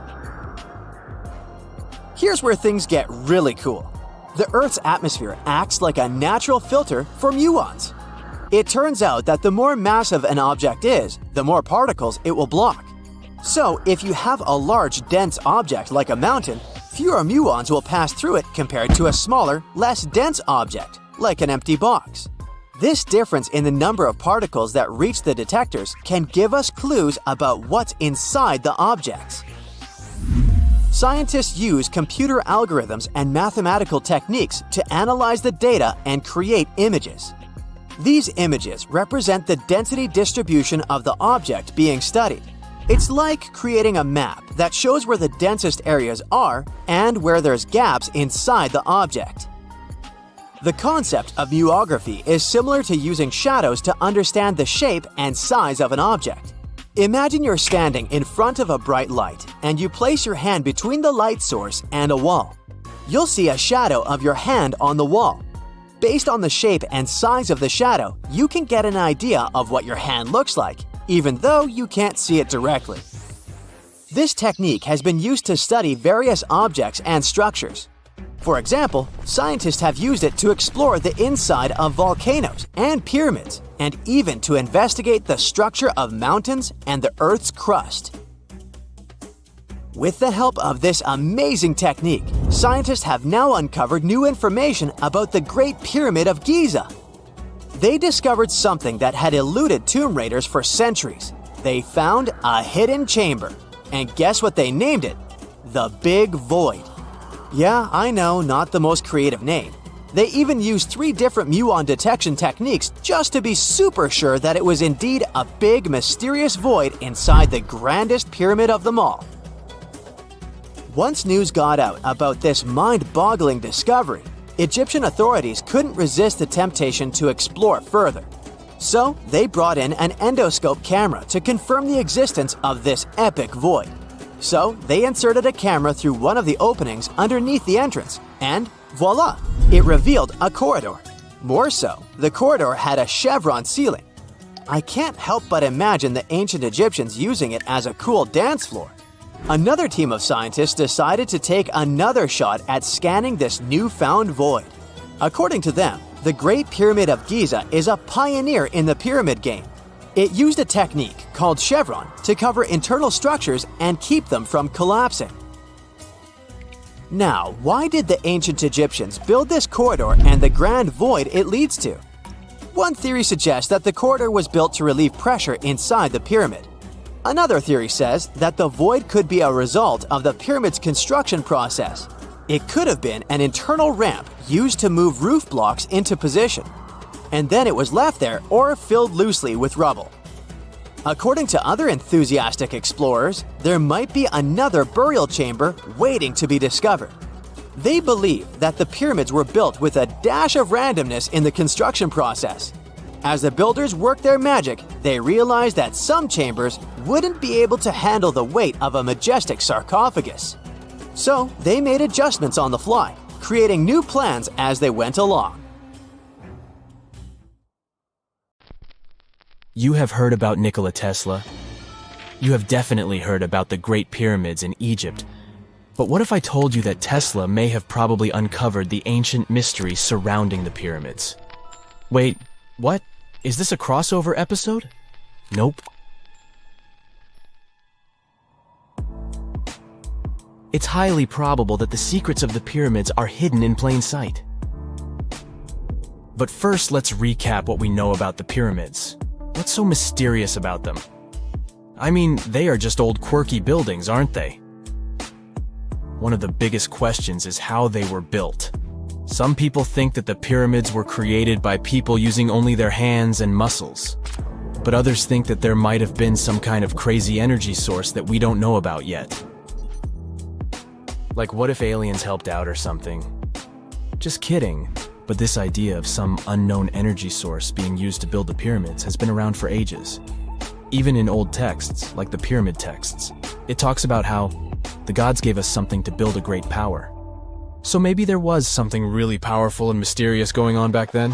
Who knows? Back in the early 1900s, he got obsessed with the Great Pyramids of Egypt. He read numerous books about these ancient structures and was blown away by how much energy they seemed to have. At that time, not many people knew much about electricity, and Tesla started to wonder if there was some kind of advanced tech hidden in the pyramids. He had an idea that the power of the pyramids had to do with electromagnetism, and he put a lot of time and effort into trying to figure out the mystery. Tesla had some pretty unusual theories about the Great Pyramids.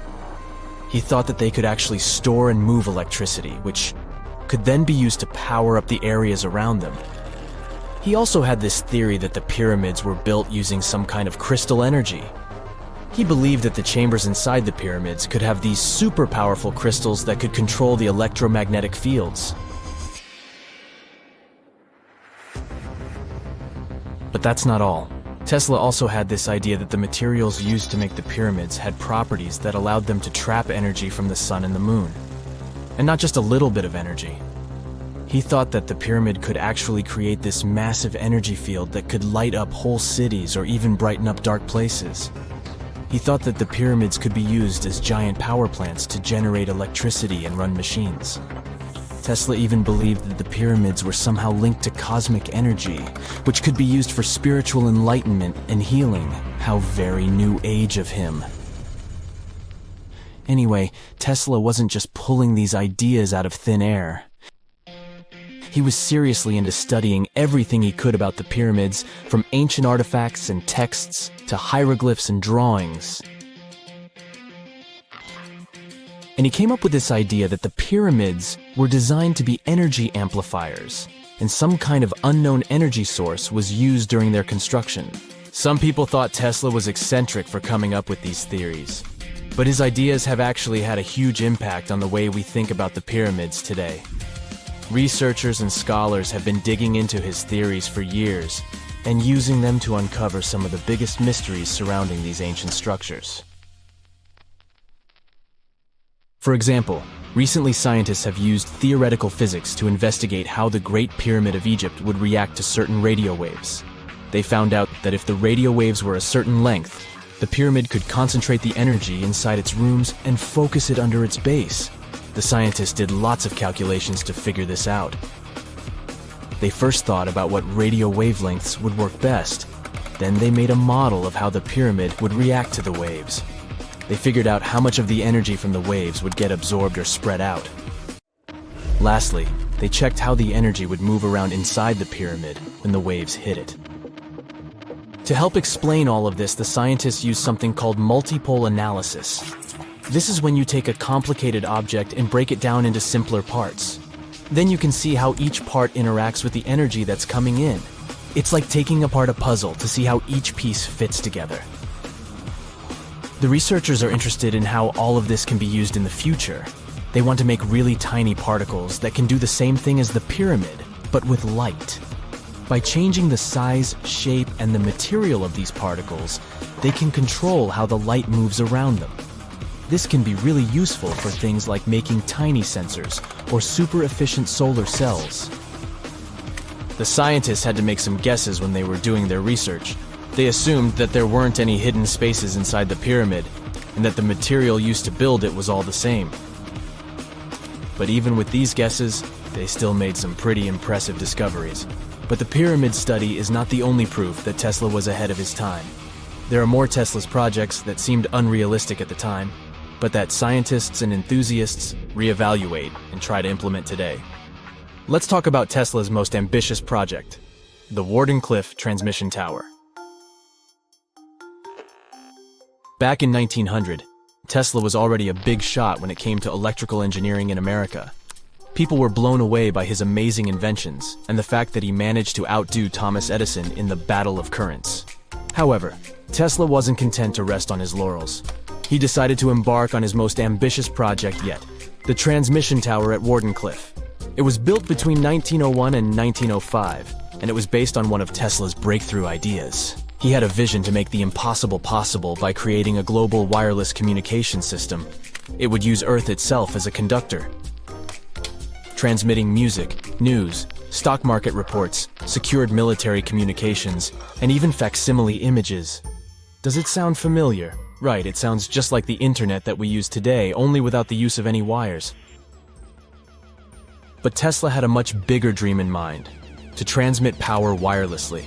He already proved that high-frequency signals could be sent without any wires using his Tesla coil transformers, and this sparked his obsession with wireless energy transmission.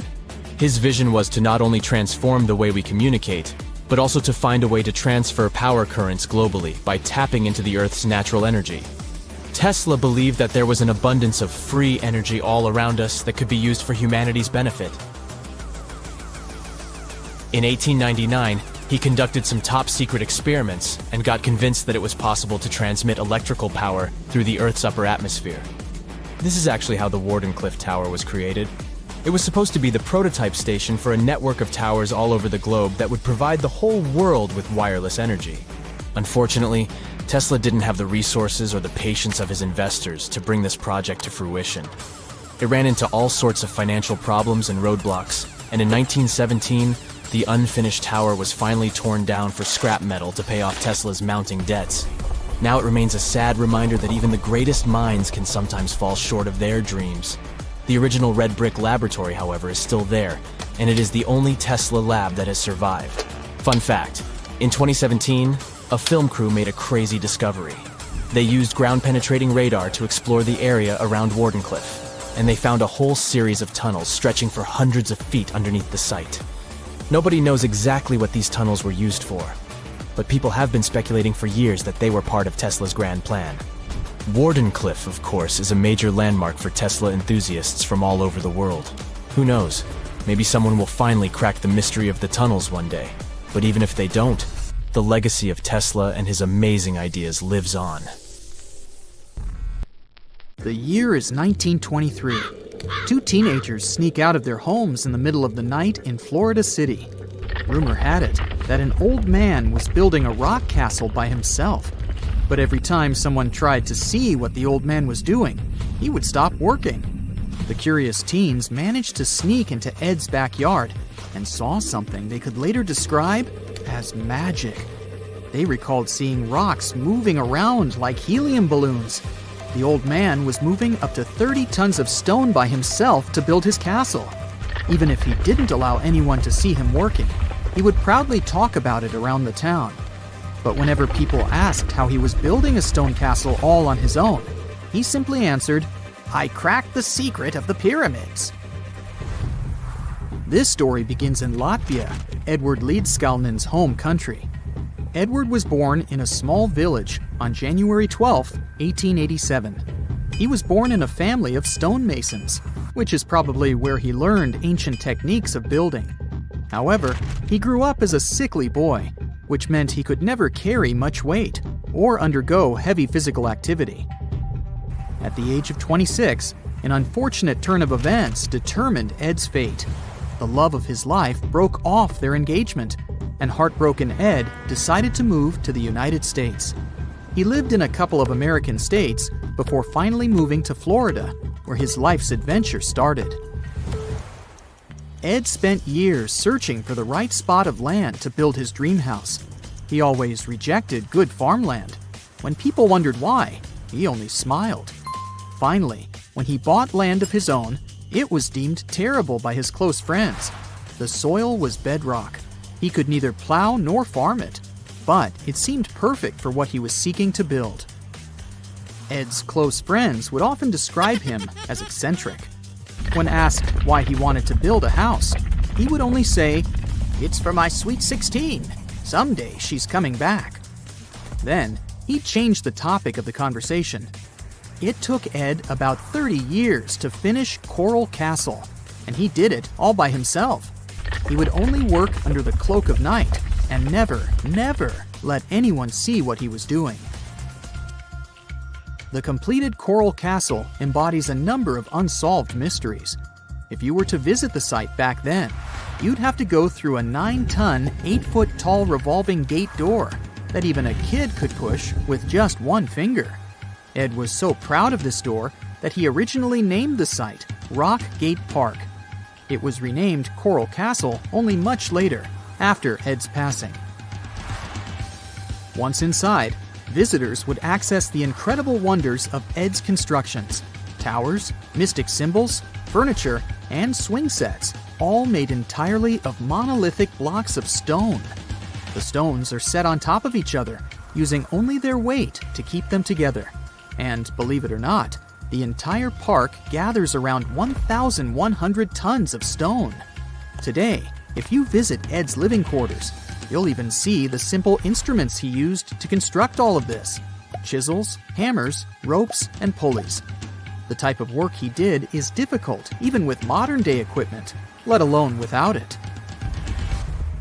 Coral Castle's main mystery lies in how Ed managed to do it. The only photograph of Ed Leedskalnin at work shows a simple leverage structure of a chain hoist attached to a wooden tripod. The tripod was made of old telephone poles with a small wooden box on top. What was in the box is, of course, a mystery. Unfortunately, he took his secrets with him, not sharing the truth of his work with anyone else. Yet, not all is lost, as there are many theories and speculation surrounding what could have happened there. One theory says that there is a harmonic grid inside the Earth's surface, something that would create anti-gravity spots around the globe. It's believed that Coral Castle was built in such a spot. This could explain why it took Ed so long to find land that pleased him. Maybe what he was looking for was a place that allowed him to experiment with anti-gravity forces. Yet, whenever Ed talked about his work, he would say he understood the laws of weight and leverage, and, sure thing, that he had cracked the secret of the pyramid builders. And what secret is that, you might ask? According to Ed himself, it has to do with magnetism.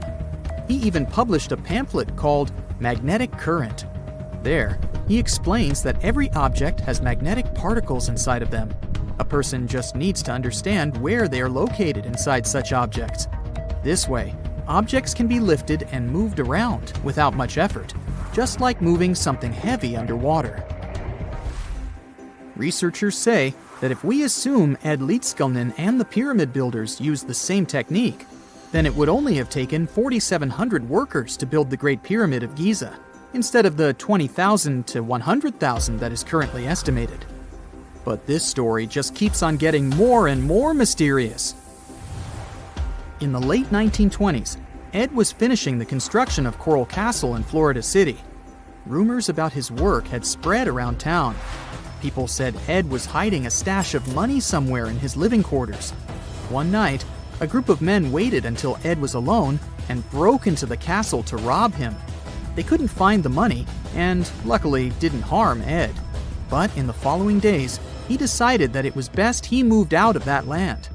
Of course, he took more than his toothbrush along with him.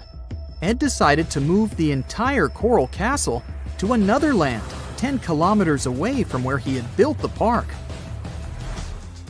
Legend says he hired a truck driver and asked him to swear secrecy about what Ed intended to do.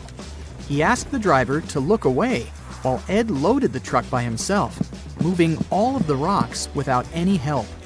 With the truck loaded, Ed and his castle moved to Homestead, Florida, where the park is located until this day.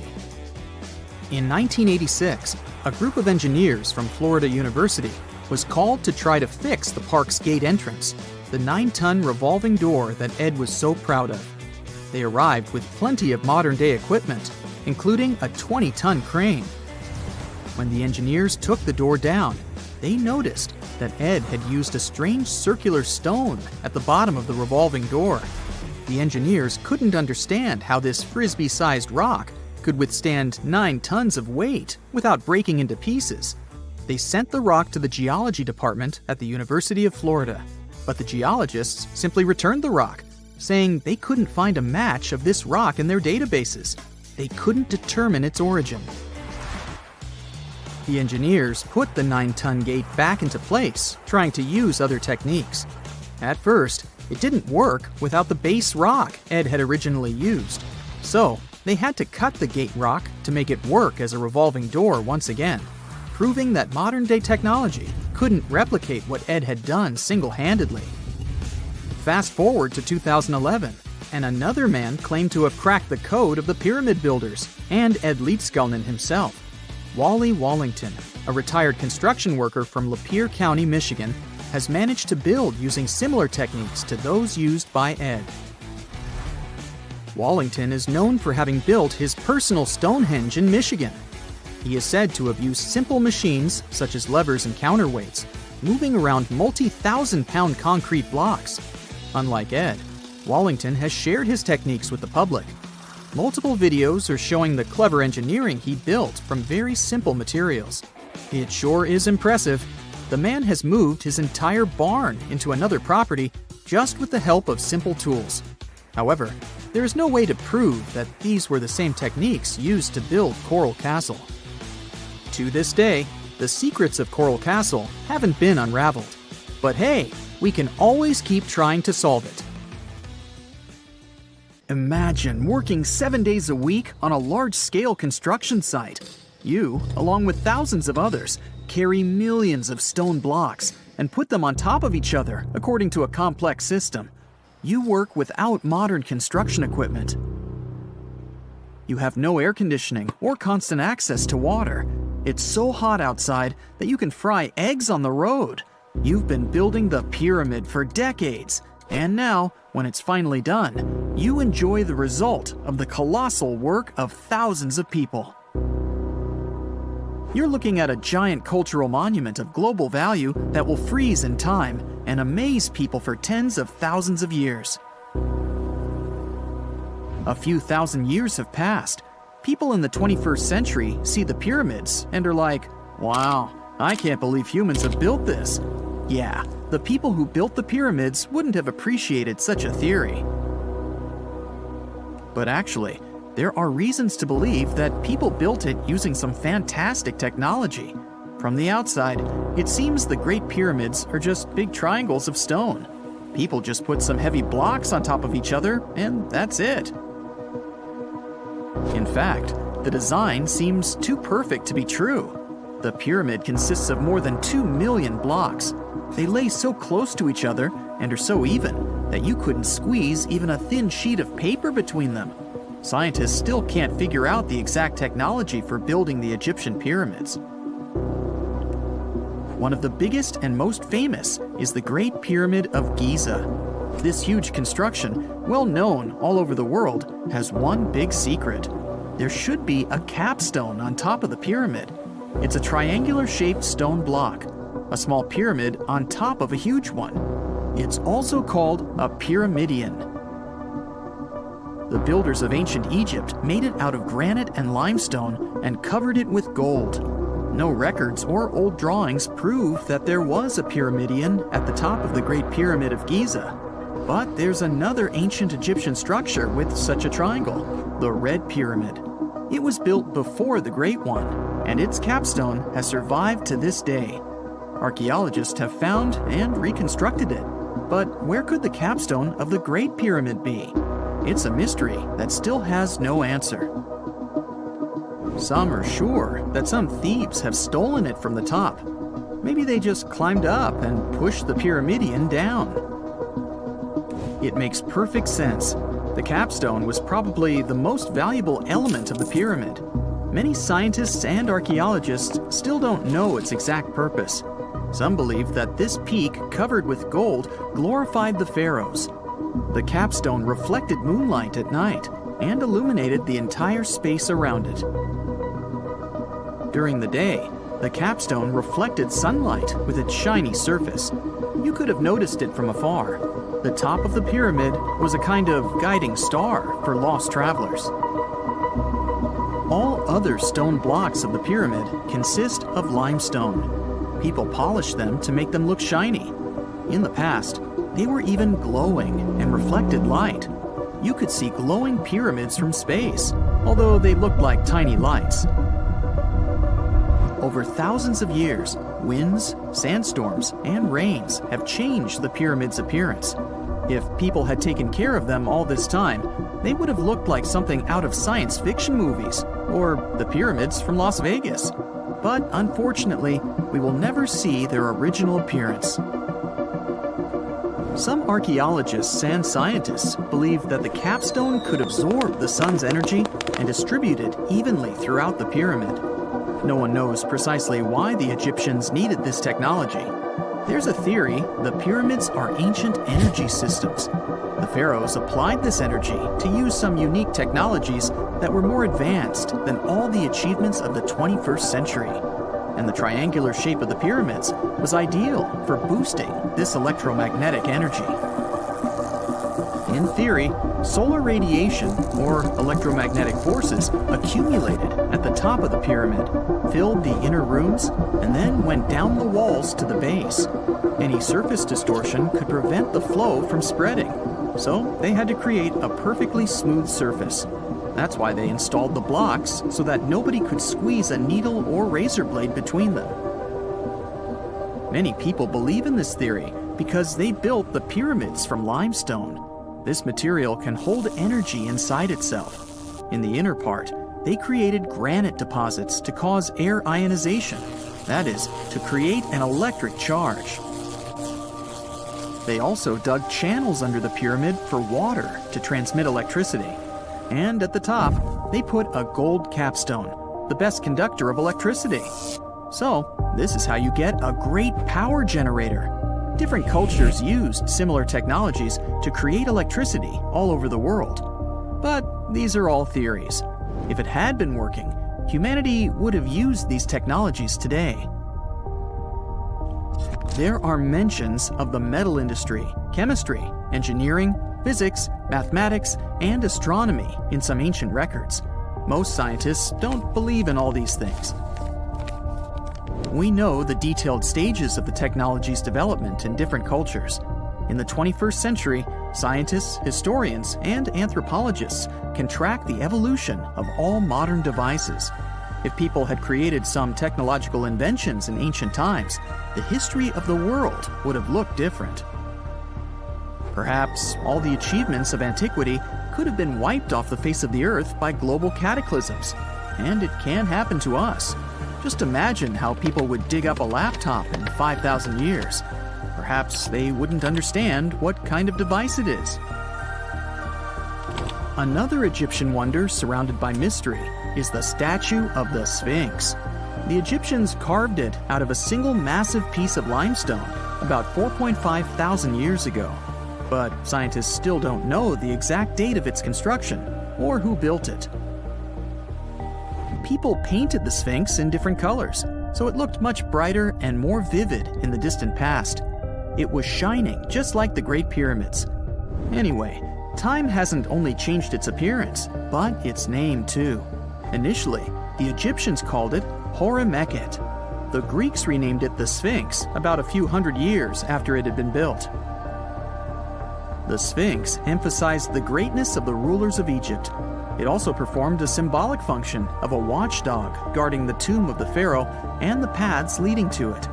This version sounds realistic, since archaeologists have discovered many secret entrances at the foot of the Sphinx. Perhaps these rooms and intricate tunnels lead to underground halls with treasures. And treasures don't always mean gold and jewelry. According to legends and theories, the Sphinx guards the Hall of Records, the storage of all humankind's knowledge. The information about the ancient mythical state of Atlantis could be there. You can find many detailed maps of the internal dungeons of the Sphinx on the internet. They show structures 12 stories deep under the statue. It looks like a small city filled with gold, scrolls of knowledge, and various ancient artifacts. But don't believe all these maps. These are just theories. Several thousand years have passed, but people have very little information about it. Archaeologists know that there are still many strange and exciting things about the Sphinx that are still undiscovered. Some locals are afraid to research because they believe they can awaken something terrible from the underground depths. Therefore, it's mostly scientists from other countries who conduct the excavations. In 1998, scientists discovered strange tunnels leading to empty rooms under the Sphinx. They realized that some people tried to get there through tunnels in the past, and maybe those people took all the treasures that were there. One of the legends says that some powerful artifact lays beneath the Sphinx. Its technology can change the whole world, but the locals are hiding it because it can damage the planet. Some believe that you can find evidence of unknown technologies painted on the granite walls in the pharaoh's tombs. But most likely, these paintings and signs tell us the myths and legends of ancient Egypt. But what if Egyptian symbols and drawings are detailed instructions for using ancient technologies? What if the locals that lived at that time thought, people in the future won't be able to get energy themselves. Let's leave some detailed instructions for them. Anyway, there are many riddles and theories. In reality, the search for answers is a dangerous undertaking, since it's not easy to get into the underground halls. Excavations can ruin the structure of the entire Sphinx. Any person inside the tunnels may get lost and never be able to find their way back. Besides, it costs a lot of money. Now, what would be awesome is if people could invent some device that could scan underground areas and show their detailed models.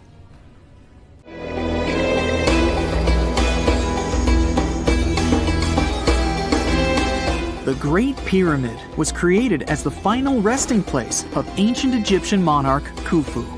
According to legend, French leader Napoleon entered the Great Pyramid and came back out looking shaken and super pale.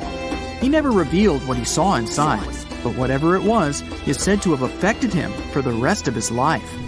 When Napoleon entered the pyramid, he would have walked through a super tight and ascending passageway.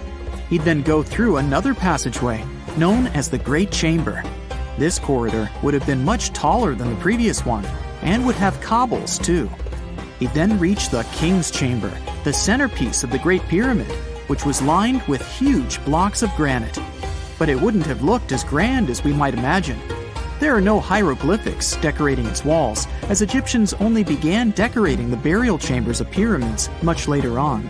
The pharaoh's tombs deep inside the pyramid would have also been filled with treasures, from chunks of gold to the world's most expensive jewelry. But this would have all been looted a long time ago. The only thing that probably would have been left in there would have been a huge sarcophagus, which would have once contained the king's mummy. He'd also have to walk past the queen's chamber. This room most likely didn't hold any queens though, as pyramids were usually only built for one person. There are mysterious tunnels leading from here. To this day, no one is really sure what they're there for. And that's not the only mysterious and creepy thing Napoleon may have encountered, as stories of pharaohs leaving ancient curses on pyramids go way back. Many pyramids had warnings written on the outside, telling of horrifying things that would happen to those who entered and disturbed the peace. We might not know what exactly Napoleon found in the Great Pyramid that scared him so much, but we know for sure what was found in Tutankhamun's tomb. Tutankhamun was an ancient Egyptian pharaoh who was only 8 or 9 years old when he took to the throne. He became a cultural phenomenon when his tomb was discovered almost completely intact in 1922. His pyramid sits in the Valley of Kings in Thebes, modern Luxor, which is in Egypt. Unlike the Great Pyramid, Tutankhamun's tomb was covered in beautiful wall decorations. The walls told the story of how he would travel to the afterlife through the underworld. Egyptians believed all people would have to take this journey, so they would fill their tombs with objects and paintings to help them get there. There'd also be spells painted on the walls. They believed this would help people pass over to the next realm. The journey would be pretty long, and for that reason, the ancient Egyptians would also fill the pyramids with food. Tutankhamun's pyramid was filled with 8 fruit baskets. They even found something called gingerbread fruit in there. The rooms were jam-packed with furniture, statues, clothes, and staffs, amongst a whole bunch of other things. You'd likely find a lot of clothes and expensive jewelry in the pyramids as well. The ancient Egyptians wanted their ancestors to travel in style to the afterlife. They put Tutankhamun in his final resting place with over 50 pieces of clothing, all of the highest quality. There were tunics, scarves, gloves, and headdresses, and a ton of jewelry. Bracelets, pendants, necklaces, rings, and scarabs for protection were all found inside. Each of them was made of gold or precious stones. There were also fans made of ostrich feathers to keep the old pharaoh cool in the hot Egyptian sun. But the temperature inside the pyramids never actually went above 68 degrees Fahrenheit. The ancient Egyptians developed a super cool air conditioning system that we don't fully understand even today. Tutankhamun's pyramid also contained 130 walking sticks made from ebony, ivory, silver, and gold to help him on his journey. There were 3 chariots hidden away in case he got tired of all the walking. They also put 11 boat paddles inside, but there was no sign of any boat. The pyramids would be littered with the pharaoh's favorite scents and perfumes. During the excavation of Tutankhamun's pyramid, it quickly became clear that it had been robbed during ancient times. There was damage to doors and traces of oils left in empty jars. It looks like someone raided the pyramid for gold and the scents, perfumes, and oils that had been left for King Tut. There was still a bit of perfume, which was made from coconut oil and frankincense, left in one bottle. It seems like Pharaoh Tutankhamun loved board games. There was an ivory traveling set of senet in his pyramid. Although we don't know for sure exactly how to play it, we have figured out it was sort of an ancient Egyptian version of backgammon. It looks like it was a 2-player game where the goal was to knock your opponent off the board. Not really sure who Tutankhamun's mummy was supposed to play with, though. The ancient Egyptians had some rituals that may seem pretty strange to us. For example, they used to shave their eyebrows off if they ever lost a cat. So it's not too surprising they put some really weird things inside pyramids. Archaeologists discovered a collection of mummified cats and scarab beetles in pyramids that date back more than 4,000 years. They were found in the pyramids of Saqqara, which is south of Cairo. They also found a bunch of makeup kits and mirrors inside. Makeup was worn proudly by both men and women in ancient Egyptian times. Eyeliner was the most popular cosmetic. The Rosetta Stone was one of the best discoveries ever made in pyramids. It was found by our man Napoleon Bonaparte and his team. It's a black granite rock that dates back to 196 BCE. It's transcribed in Greek, Demotic, and hieroglyphic. When it was translated in 1822, we got the key to understanding ancient Egyptian hieroglyphics for the very first time. The discovery of Queen Hatshepsut's mummy in 1903 changed our understanding of the Egyptians forever. After she had passed away, her successor, Thutmose III, removed most of the evidence of her reign, so we basically knew nothing about Egypt's first great female leader. She's now gone on to become one of the few and most famous female pharaohs of Egypt. Pharaoh Khufu even had a fully fledged boat in his pyramid. Archaeologists uncovered more than 1,200 pieces of a giant boat near the Great Pyramid at Giza. They reassembled the boat, and it's a whopping 144 feet long. It's most likely a solar boat, which was designed to carry the resurrected king with the deity Ra. Fun fact, the Pyramid of Giza is the last remaining of the 7 wonders of the ancient world. The other 6 are the Hanging Gardens, the Colossus, the Temple of Artemis, the Mausoleum, the Lighthouse, and the Statue of Zeus. This pyramid was also the world's tallest man-made structure for 3,800 years, and it's the biggest pyramid in Egypt. It took a staggering 2.3 million blocks of limestone, and some weighed as much as 80 tons. It took an incredible 100,000 laborers and a whopping 23 years to build.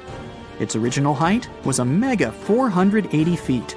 In 2017, archaeologists discovered something weird about Egypt's Great Pyramid. There's a hidden void that's at least 100 feet long, and no one really knows why it's there or what's actually inside it. The weird void is the first inner structure discovered within the 4,500-year-old pyramid since the 1800s.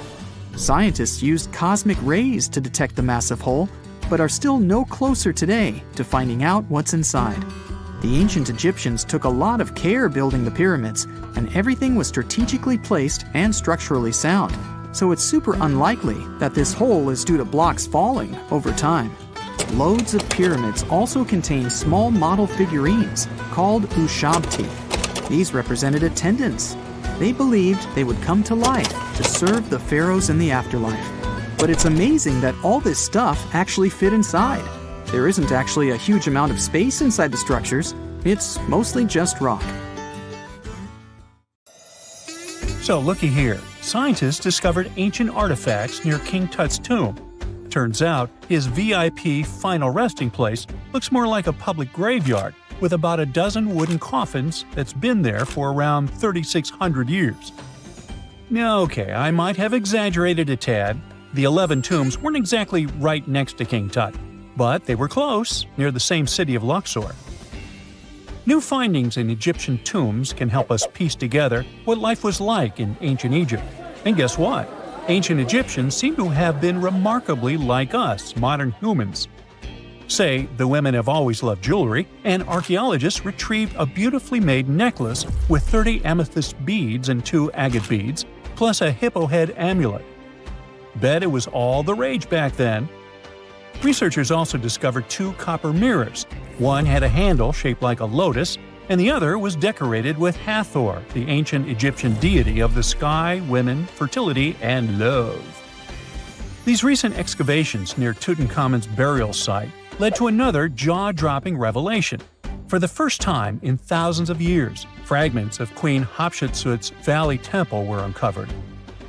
This fearless woman was thought to be the second female pharaoh, who ruled with both courage and wisdom, leaving a legacy as solid as the stones themselves. Her temple, hidden for ages, opens a window into a time filled with power, intrigue, and spiritual devotion.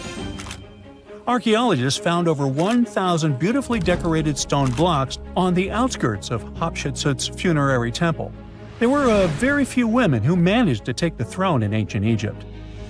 Another tomb was found nearby, and it belonged to the overseer of Queen Teti Sheri's palace, whose name was Jehuti Mez. Queen Hatshepsut seems to have even more tombs, aces up her sleeve. These tombs were carved into the rock instead of being built as pyramids, showing a unique ancient perspective on how to protect the soul in the afterlife. Experts managed to retrieve some cool ancient pieces from the site. Toys made of clay, mummy masks, winged scarabs, and some amulets. Sadly, there surely used to be way more artifacts, but over the last centuries, there have been people other than archaeologists to stumble upon this site. It's likely that looters got to these tombs before them and may have taken some valuable items. But they did leave behind some cool stuff for the researchers, like pottery used for offerings of bread and meat, along with archers' bows that connect the tomb's owners to the Egyptian military. Meanwhile, soul protection is way more important than you might think, especially if you're roaming around Luxor looking for ancient secrets. You aren't scared of King Tut's curse, are you? Let me tell you what happened to those who weren't scared, but promise me to take it with a dash of salt, okay? For years, Egyptologists, especially those who believed in paranormal activity, were convinced that there was an unsettling curse surrounding Tutankhamun's archaeological discoveries. This belief stemmed from the mysterious and untimely demise of several excavators who discovered the tomb in 1922 with no logical explanation for why they passed away. It was just easier to chalk it up to something supernatural and avoid the whole mess. But it turns out it wasn't a curse at all. It was likely the radiation that caused those excavators to perish. Now, you might wonder where the radiation came from.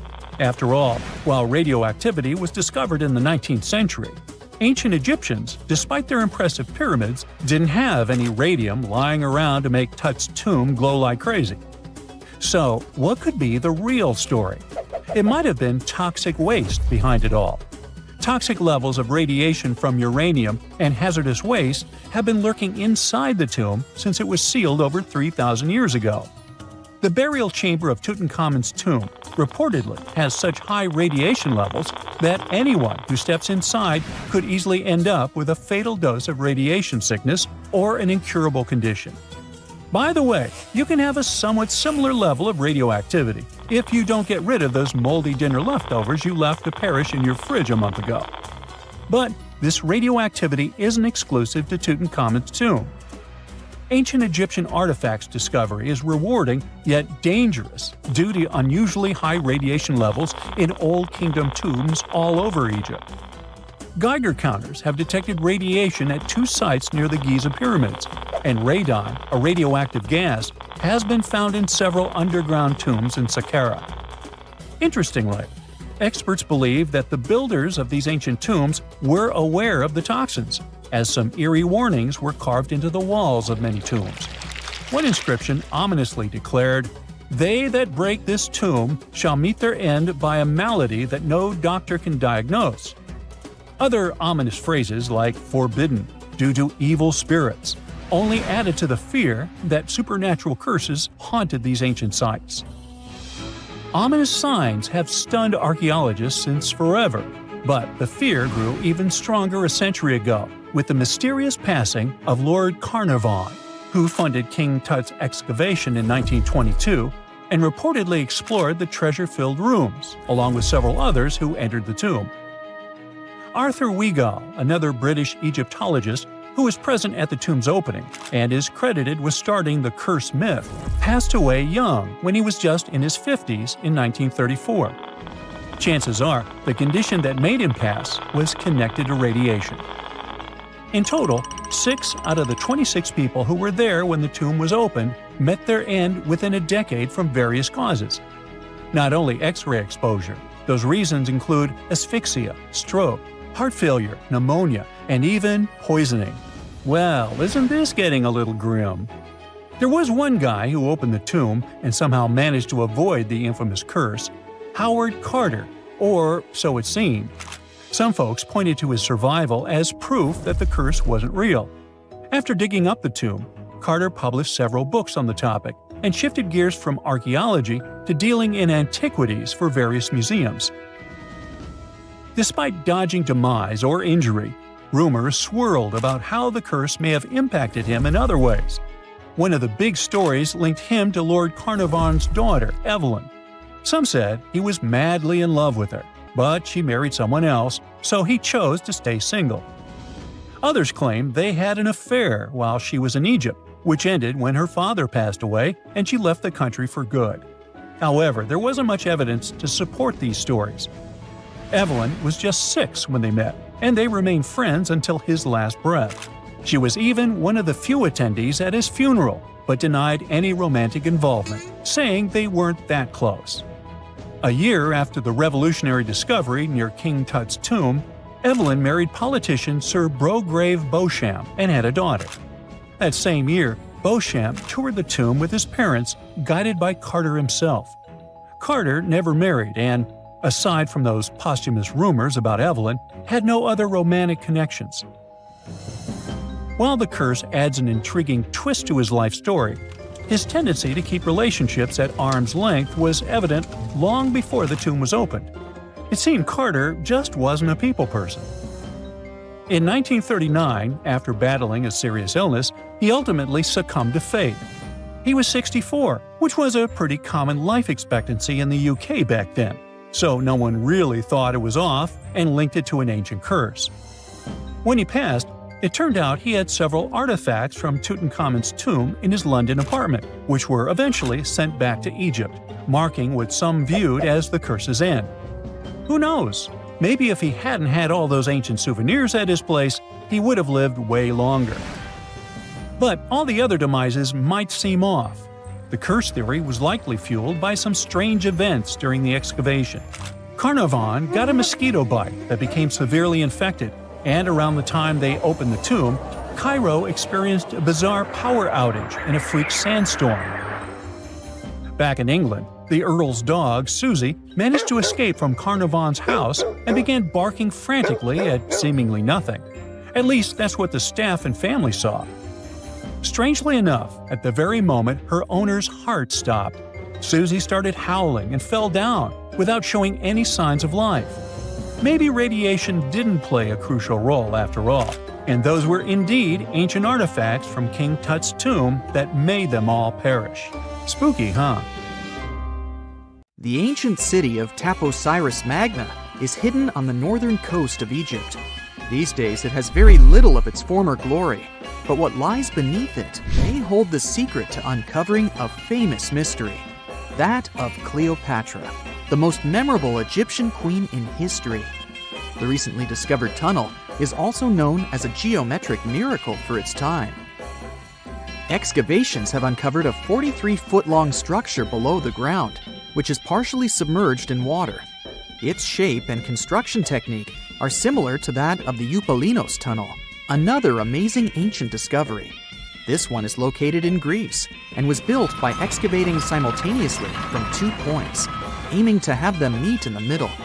The use of math and geometry to make this construction was astonishingly precise for those days, more so since it was built near a mountain. Archaeologists that have been working on the Taposiris Magna site since 2004 believe this tunnel may lead to the lost tomb of Cleopatra. The clues they found so far seem to back up this theory. For starters, the city and its temple were built by one of Cleopatra's ancestors, Ptolemy II. All the architecture seems to indicate it was dedicated to the ancient spirit Osiris and his queen Isis. Throughout her reign, Cleopatra did try to associate herself with Isis, so it may be no surprise she chose this location as her final resting place. Scientists have yet to pinpoint Cleopatra's tomb, but research continues with the help of modern technology. To study this location better, archaeologists have even used a special device called ground-penetrating radar. This tool allows us to analyze what lies beneath the ground without being intrusive. Since this tunnel is so old, research needs to be done very delicately. Seeing pictures of what's underground before you start digging is incredibly useful and has been done here since 2011. Finally discovering Cleopatra's tomb may help us piece together her story, especially what might have happened during the last portion of her life, which is still surrounded by mystery. We still don't know the exact cause of her passing. Some believe she may have let herself be bitten by a poisonous Egyptian cobra. Others have suggested that she was well accustomed to toxic substances, even hiding some in her hairbrush in case she ever needed it. But that's not to say she chose to use it on herself. We do have a lot of other interesting information on Cleopatra that's equally as impressive, like the fact that she had a stylist. Most of the images you've seen depicting this famous queen show her wearing black eyeliner. This look was put together by Airas, a woman known to have been her personal beautician. She traced the long line from her eyes to her temples, a makeup technique still used today to enhance the eyes. Airas was an important figure throughout Cleopatra's life, known also as her confidant and close friend. There are even theories that suggest Airas was there by her side when she passed away. Despite her well-thought-out looks, Cleopatra wasn't as pretty as she's described. Or at least, that's what recent research has pointed out. Sure, if we look at movies and modern imagery, she's depicted as this incredibly beautiful woman with symmetrical and delicate features. However, if we look at coins showcasing her image from back in the day, her looks are rather average. Her image on the coins might have been adjusted, too, to make the queen look stronger in the eyes of her people. So there is no trusted source available to confirm her image, but her description in most pieces of ancient literature speaks of her other qualities, like her voice and personality, not of her beauty. Cleopatra might have been the most famous Egyptian queen to this day, but she wasn't the first choice. She did have an older sister, Berenice, that was initially supposed to take the throne. Berenice passed away before she could do that, so Cleopatra took on the role and began investing in her education. She traveled throughout the country quite frequently, so she could become accustomed to her people and their needs. She was only 18 when the responsibilities were passed down to her, and immediately gained popularity because of her intelligence and education. Her taste in literature was quite good too. She was known to be a fan of Homer, the famed Greek philosopher and poet. Cleopatra loved to write as much as she loved to read. There are even claims that she wrote a book on medicine and cosmetics, but we have no evidence to this day that such work ever existed. Part of being a great leader back then meant you had to speak multiple languages. Cleopatra clearly understood that, and that's why she's rumored to have known many languages to varying degrees. Some archaeologists suggested she spoke Greek, Egyptian, and Ethiopian, as well as many Arabic dialects. She might have even spoken Latin, but there's little evidence to support this claim. She might not have had angelic looks, but Cleopatra was really careful with the way she looked, even with her diet. She was known to have enjoyed simple meals, including a variety of fish. Since she lived close to the Mediterranean Sea, it's really no surprise. As a treat, she liked to eat stuffed pigeons, which she also served to her guests. Other dishes on the menu included vegetables and fava bean soup. Fruits and nuts weren't missing from her diet either, and she was also a big fan of honey. Recently, a team of experts has even tried to recreate her famous perfume. Think of it like the ancient equivalent of Chanel No. 5. Cleopatra was known to be a fan of luxurious scents, which she believed could even influence how people treated her when they met. The basis of this scent is myrrh, a resin gathered from a local tree. Other ingredients added to the mixture were also found back in the day, like cardamom, olive oil, and cinnamon. The results may not be quite as delicate as the perfumes we know and use today. Its consistency was way thicker, and the scent lasted way longer. When she was at the height of her power, Cleopatra might have been the richest person in the world. Back in the day, she ruled over a territory that stretched across the Mediterranean, from modern-day Libya in the west through Egypt to Syria in the east. This is the largest territory ever ruled over by a woman. In today's currency, her worth might have been somewhere around $95 billion. The calendars we use today may have been introduced by Cleopatra herself. She presented the idea of leap years and leap days to Caesar, the Roman emperor she was known to have been close with. Taking her advice, Caesar made these adjustments part of the official Roman calendar. The ancient Egyptians already knew the year was longer than precisely 365 days. They discovered this by studying the brightest star in the sky, called Sirius, and concluded that a year is actually 365 and 1/4 days long. It was Elizabeth Taylor that famously introduced Cleopatra to pop culture when she played her in the 1963 film bearing the same name. Up until that point, it was the most expensive film ever made. It was originally supposed to cost somewhere around $2 million, but ended up costing a mind-boggling $44 million. That's mostly because of script and production issues. To make this iconic movie, producers created 79 sets from scratch, as well as over 26,000 costumes for the cast. Elizabeth Taylor's Cleopatra costumes alone cost somewhere around $200,000. Thankfully for the producers, the movie made headlines and was well received by critics, making it a box office success. A lot of people associate Cleopatra with another famous Egyptian ruler, King Tutankhamun, nicknamed King Tut. Surprisingly, apart from both of them being Egyptian pharaohs, they have nothing else in common. For starters, King Tut lived around 1,300 years before Cleopatra did, and there is also no connection regarding their ancestry. Cleopatra had Macedonian Greek roots, while King Tut was a native Egyptian. We all know some iconic symbols. The Statue of Liberty screams USA. The Eiffel Tower represents Paris. And this mask? Undoubtedly, it's Tutankhamun's, right? Sometimes it feels like historians have squeezed every last drop out of the King Tut story. But guess what? The most obvious details often slip right under our noses. Like the fact that this famous mask didn't actually belong to him, nor was it ever meant for him. Stick with me for the details. Can we get a close-up of that mask? Thanks. See those holes? Yep, they're for earrings. And no, it's not that they had anything against jewelry, but back in ancient Egypt, earrings were typically worn by high-status women or kids.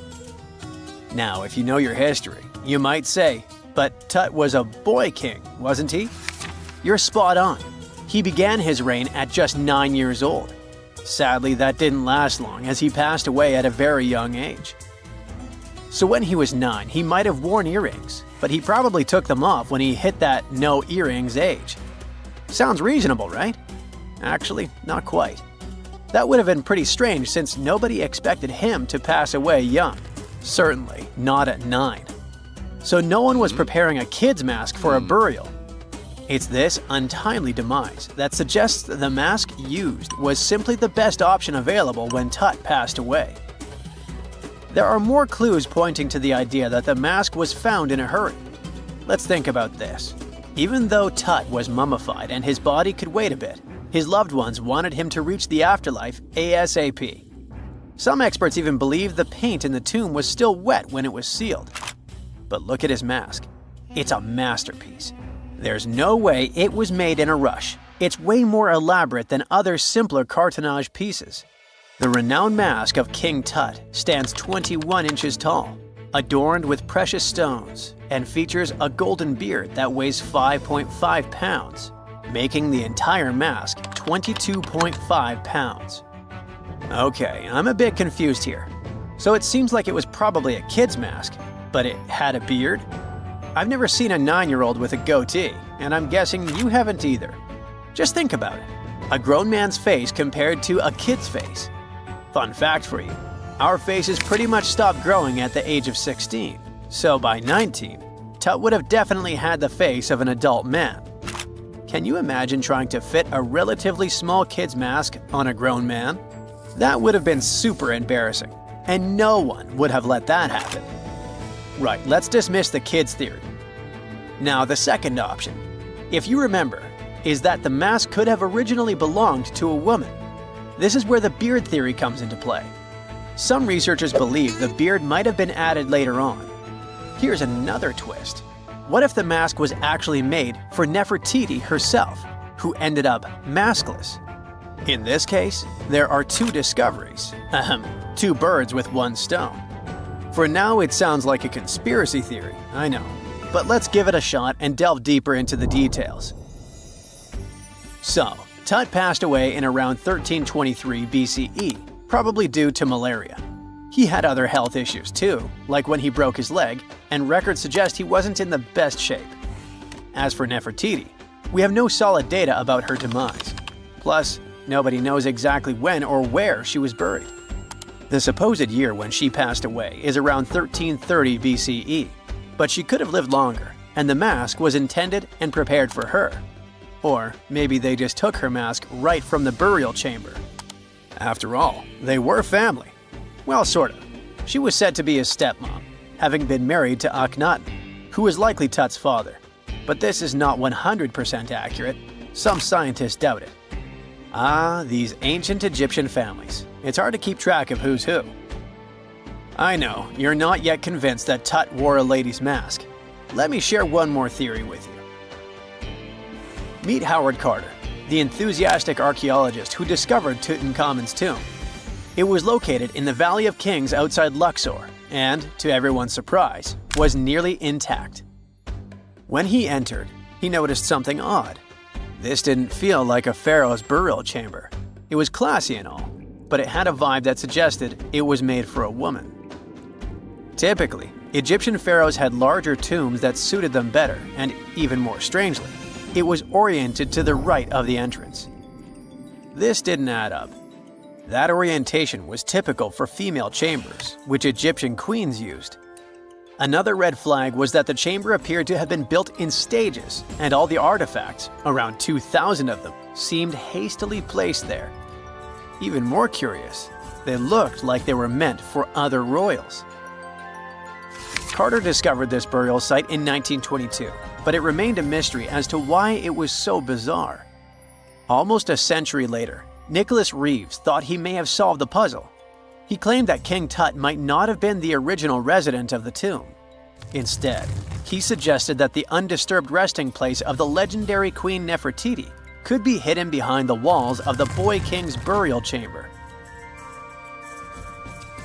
Nicholas studied high-resolution photos for months, meticulously examining every pixel. One day, he focused on detailed scans that revealed the texture of the tomb's walls beneath layers of paint. He spotted what he believed to be outlines of two doorways that had been blocked and plastered over to hide them from view. The more he looked, the more it seemed real. Could it be a tomb within a tomb?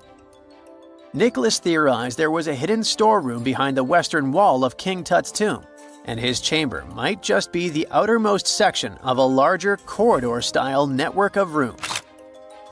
It all sounds fancy, but sorry to break it to you, Reeves' theory was debunked. To find out if he was onto something, experts had to use ground-penetrating radar to see the unseen. Reeves' idea was that if there were gaps, it could indicate the presence of additional rooms. And at first, in 2015, one expert even thought he had found a hidden room. But the glory didn't last for long. A year later, after double-checking, it turned out there were no hidden doorways. By the way, Nefertiti isn't the only legendary woman from Egypt whose burial site remains a captivating mystery. There's a cool legend about Cleopatra that you might enjoy. It's said that she once declared, "No man will ever find my tomb."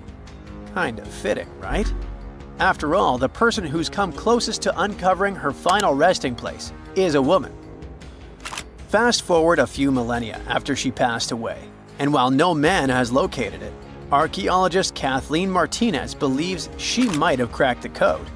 She's been on the quest for Cleopatra VII's tomb for nearly 20 years, and recently discovered a bust that she thinks represents the famous queen. However, not everyone is on board with her claim. Some experts argue that the bust doesn't resemble Cleopatra at all. Alongside this intriguing marble statue, Martinez's team also unearthed 337 coins, some of which, less controversially, feature Cleopatra's likeness. But the real part is that it's still not officially confirmed. There's no doubt about the existence of the small bust. It's carved from white marble, fits in one hand, and shows a woman wearing a royal crown, according to a translated statement from the Egyptian Ministry of Tourism and Antiquities. The big question, though, is who it actually depicts. While Martinez insists this statue is a representation of Queen Cleopatra VII, many other archaeologists argue that the facial features don't match, suggesting it likely belongs to a princess instead. Sorry, I can't resist the temptation of breaking the magic for a moment. Some folks believe that the whole idea of "no man will find my tomb" is misunderstood. Even if she did say it, what she probably meant was "no living soul," and it wasn't about gender at all. It can as well be just a beautiful legend. Toodaloo! And now we're off to almost 5,000 years ago. let me take you to ancient Egypt, where back in 2550 BC, guess what? The construction of the Great Pyramids of Giza started. People learned to build cathedrals and skyscrapers, but it wasn't until recently that these massive buildings appeared. It's still a mystery to even modern scientists how these pyramids were built 5,000 years ago. No wonder they are one of the 7 wonders of the ancient world. They're also the oldest of them and the only wonder of the ancient world that still exists in the 21st century. It must have taken a lot of cooperation to build a thing that massive, even for today's metrics. But the Giza pyramids weren't the first pyramids ever. The first one, called the Step Pyramid, was built around 80 years before the first Pyramid of Giza in 2630 BC for King Djoser. It wasn't meant to be extraordinary, but ended up being quite impressive. It was a pyramid of 6 stepped layers of stone. It was 204 feet high, which is as tall as a 19-story building. And it was the tallest building that existed at that time.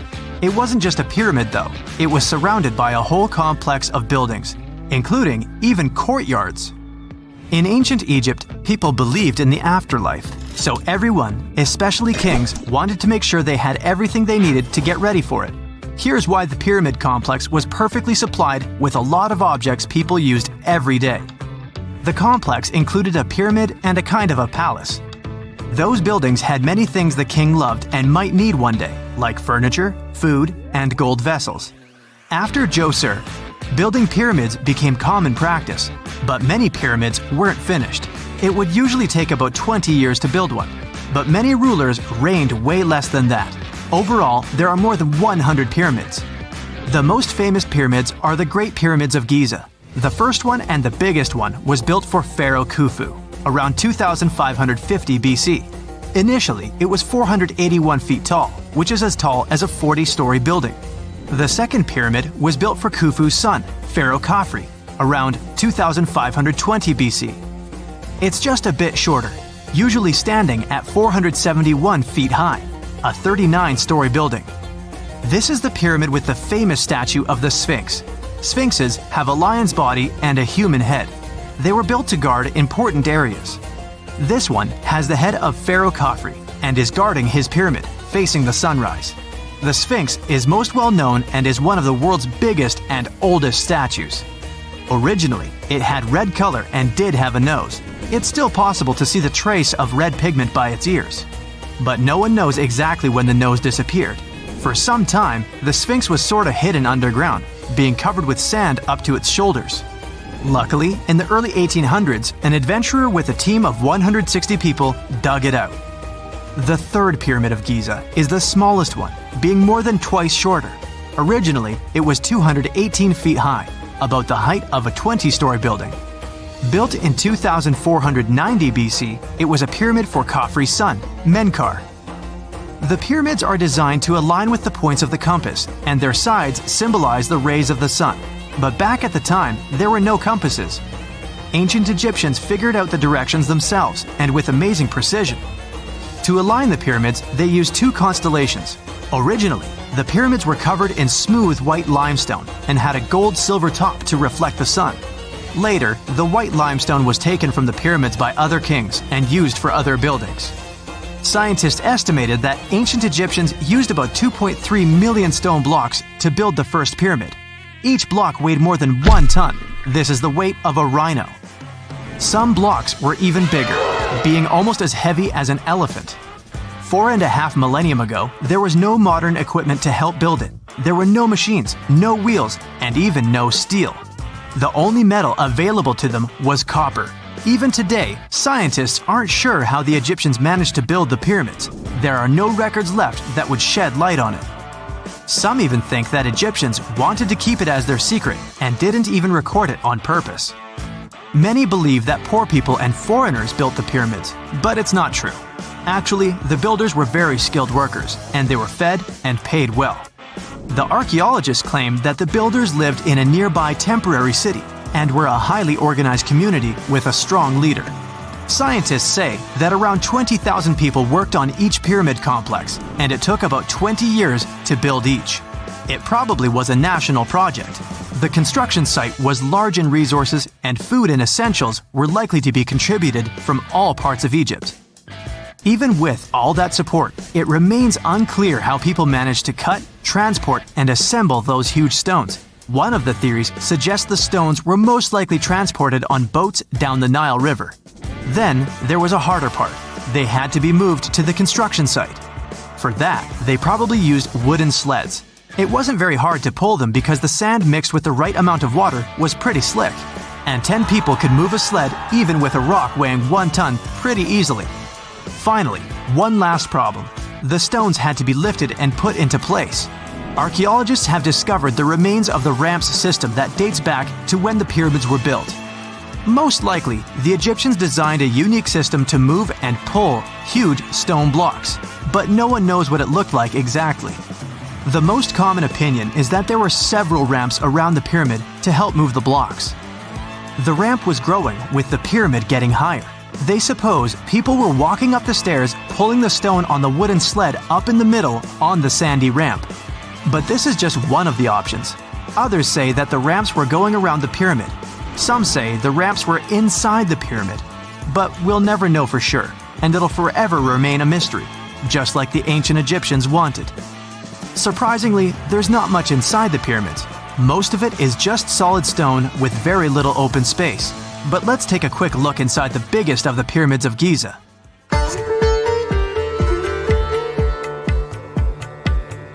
From the entrance, there are 2 stairs, one going down and the other one going up. The descending one takes you to a chamber located underground. That's where the pharaohs are, but not in this pyramid because Khufu wanted to stay higher. The underground room is partly unfinished. The room with Khufu's sarcophagus is called the King's Chamber. It's upstairs and then through the tall and long Grand Gallery. Below the King's Chamber, there's a room called the Queen's Chamber. There are no queens though, and no one is sure why the room is called this. Unfortunately, none of these have any hieroglyphs on the wall. They're just bare. If you want to see them, you should go to the other rooms that are decorated. Those pieces of art are depictions of ancient Egypt's culture and daily life. The texts allow researchers to study their language and grammar. Sadly, the treasures that once were here in the pyramid are long stolen. From that room, there are several tunnels for an unknown purpose. There are many tunnels and passages inside the pyramids. There are many chambers and shafts and secret ways. Scientists have been sending little robots with cameras there for some decades already. And the robots did discover another chamber a bit upstairs with hieroglyphs on the walls. But even today, much of the pyramids is still unknown, and there's no so-called building plan of the pyramids. Egyptians did create a mystery no one can crack for 4,500 years already. Scientists recently started to X-ray the pyramid to learn what's inside it without entering it and its narrow, mysterious tunnels. For more than 3,000 years, the gold mask of Pharaoh Tutankhamun stayed hidden in the Valley of the Kings. This artifact, which stands about 21 inches tall, shows how skilled and artistic the ancient Egyptians were. But nobody expected that X-rays would reveal its biggest secret. King Tut was the last ruler of his family during the 18th dynasty. He took the throne at just 9 years old, but ruled for only 10 years before he passed away unexpectedly. If we're being honest, back in ancient Egypt, he was mostly forgotten by the rulers who came after him. His tomb wasn't a big deal for them, so much so that even the grave robbers forgot about him. It might sound a bit sad, but the truth is that it was actually great news for us. Since his tomb was practically forgotten, it ended up being perfectly preserved. While the other tombs in the Valley of the Kings were looted, his remained sealed and untouched. So, when it was discovered back in 1922, it had over 5,000 precious objects inside. That made Tutankhamun basically an instant celebrity and one of the best-known pharaohs nowadays. Among the treasures was the most stunning piece, his golden mask. This mask is said to be an exact image of the king's face, or at least it was supposed to be, but we'll get to that later. The purpose of this accurate representation of his face was to make sure that his soul would recognize him in the afterlife and return to his mummified body. In ancient Egyptian beliefs, this would allow him to continue living in the afterlife. The details of the mask clearly looked incredibly difficult to create, but people didn't realize how complex it truly was until many years later. The first X-rays of the mask were taken in 1967. Back then, the main reason for these scans was practical – conservation. The mask was heading to Paris for an exhibition, and it was the first time it had ever left Paris. This would help them keep track of any changes during the exhibit. Plus, the images could give clues about how the mask was made, but back then, they probably didn't fully realize just how complex its construction was. I mean, Egyptian goldsmiths didn't use modern soldering techniques. So, how did they make this mask? New X-rays taken in 2007 gave us some answers. It turned out the Egyptians didn't use pure gold, which is 24 carats. The mask was actually made of 23-karat gold, meaning it was mixed with another material. So specialists discovered that the gold sheets contained a small amount of copper, a reddish-brown metal. This was likely done to make the material more flexible and easier to shape. They would then shape the gold sheets by heating and hammering them over and over again. But there was one more secret inside the mask that wasn't discovered until 2015. The year before, the staff at Cairo's Egyptian Museum were working on the mask display when the long beard of the mask accidentally got knocked off. Another theory is that the beard had become loose over time and just fell off. Either way, the fact that King Tut's beard came off caused a lot of stress. After all, we're talking about one of Cairo's biggest tourist attractions, so the experts had to fix the problem quickly. The restoration process started with a detailed recording of the mask's condition. To do this, they had to take a full three-dimensional scan of the artifact. And, by accident, they found something very interesting in the mask. Inside the royal beard, there is a gold tube, an intriguing structure that the Egyptians likely used to attach the beard to the rest of the mask. And that proved, once again, that the process of making this mask was even more complex than experts thought. But the mysteries don't stop there. Remember how we mentioned that the mask was thought to perfectly represent King Tutankhamun's face? Well, that might not be entirely true. Some popular theories suggest the mask was never meant for him and was actually made for someone else. A study published in 2015 suggested the mask was originally made for a female pharaoh, his supposed stepmother, the famous and beautiful Egyptian queen Nefertiti. The biggest clue comes from an inscription on the mask. At first glance, it seemed to belong to Tutankhamun, but after a close examination, researchers noted that something else was actually written underneath King Tut's name. The royal name stamp seems to have been altered, and originally it had something written on it that translates to Queen Nefertiti. There is another feature of King Tut's golden mask that was overlooked for years, which adds even more mystery. As we mentioned earlier, experts believe he wasn't respected much by the pharaohs who came after him. And one of the clues that made archaeologists think this is the pierced ears on the mask. Some researchers believe that King Tutankhamun wouldn't have worn earrings after he was a kid. So, according to their theory, by the time he passed away at 18, he shouldn't have been represented with pierced ears. This could also support the idea that the mask originally belonged to Nefertiti, or maybe to someone who wasn't even connected to King Tut. But the mask isn't the only source of mystery.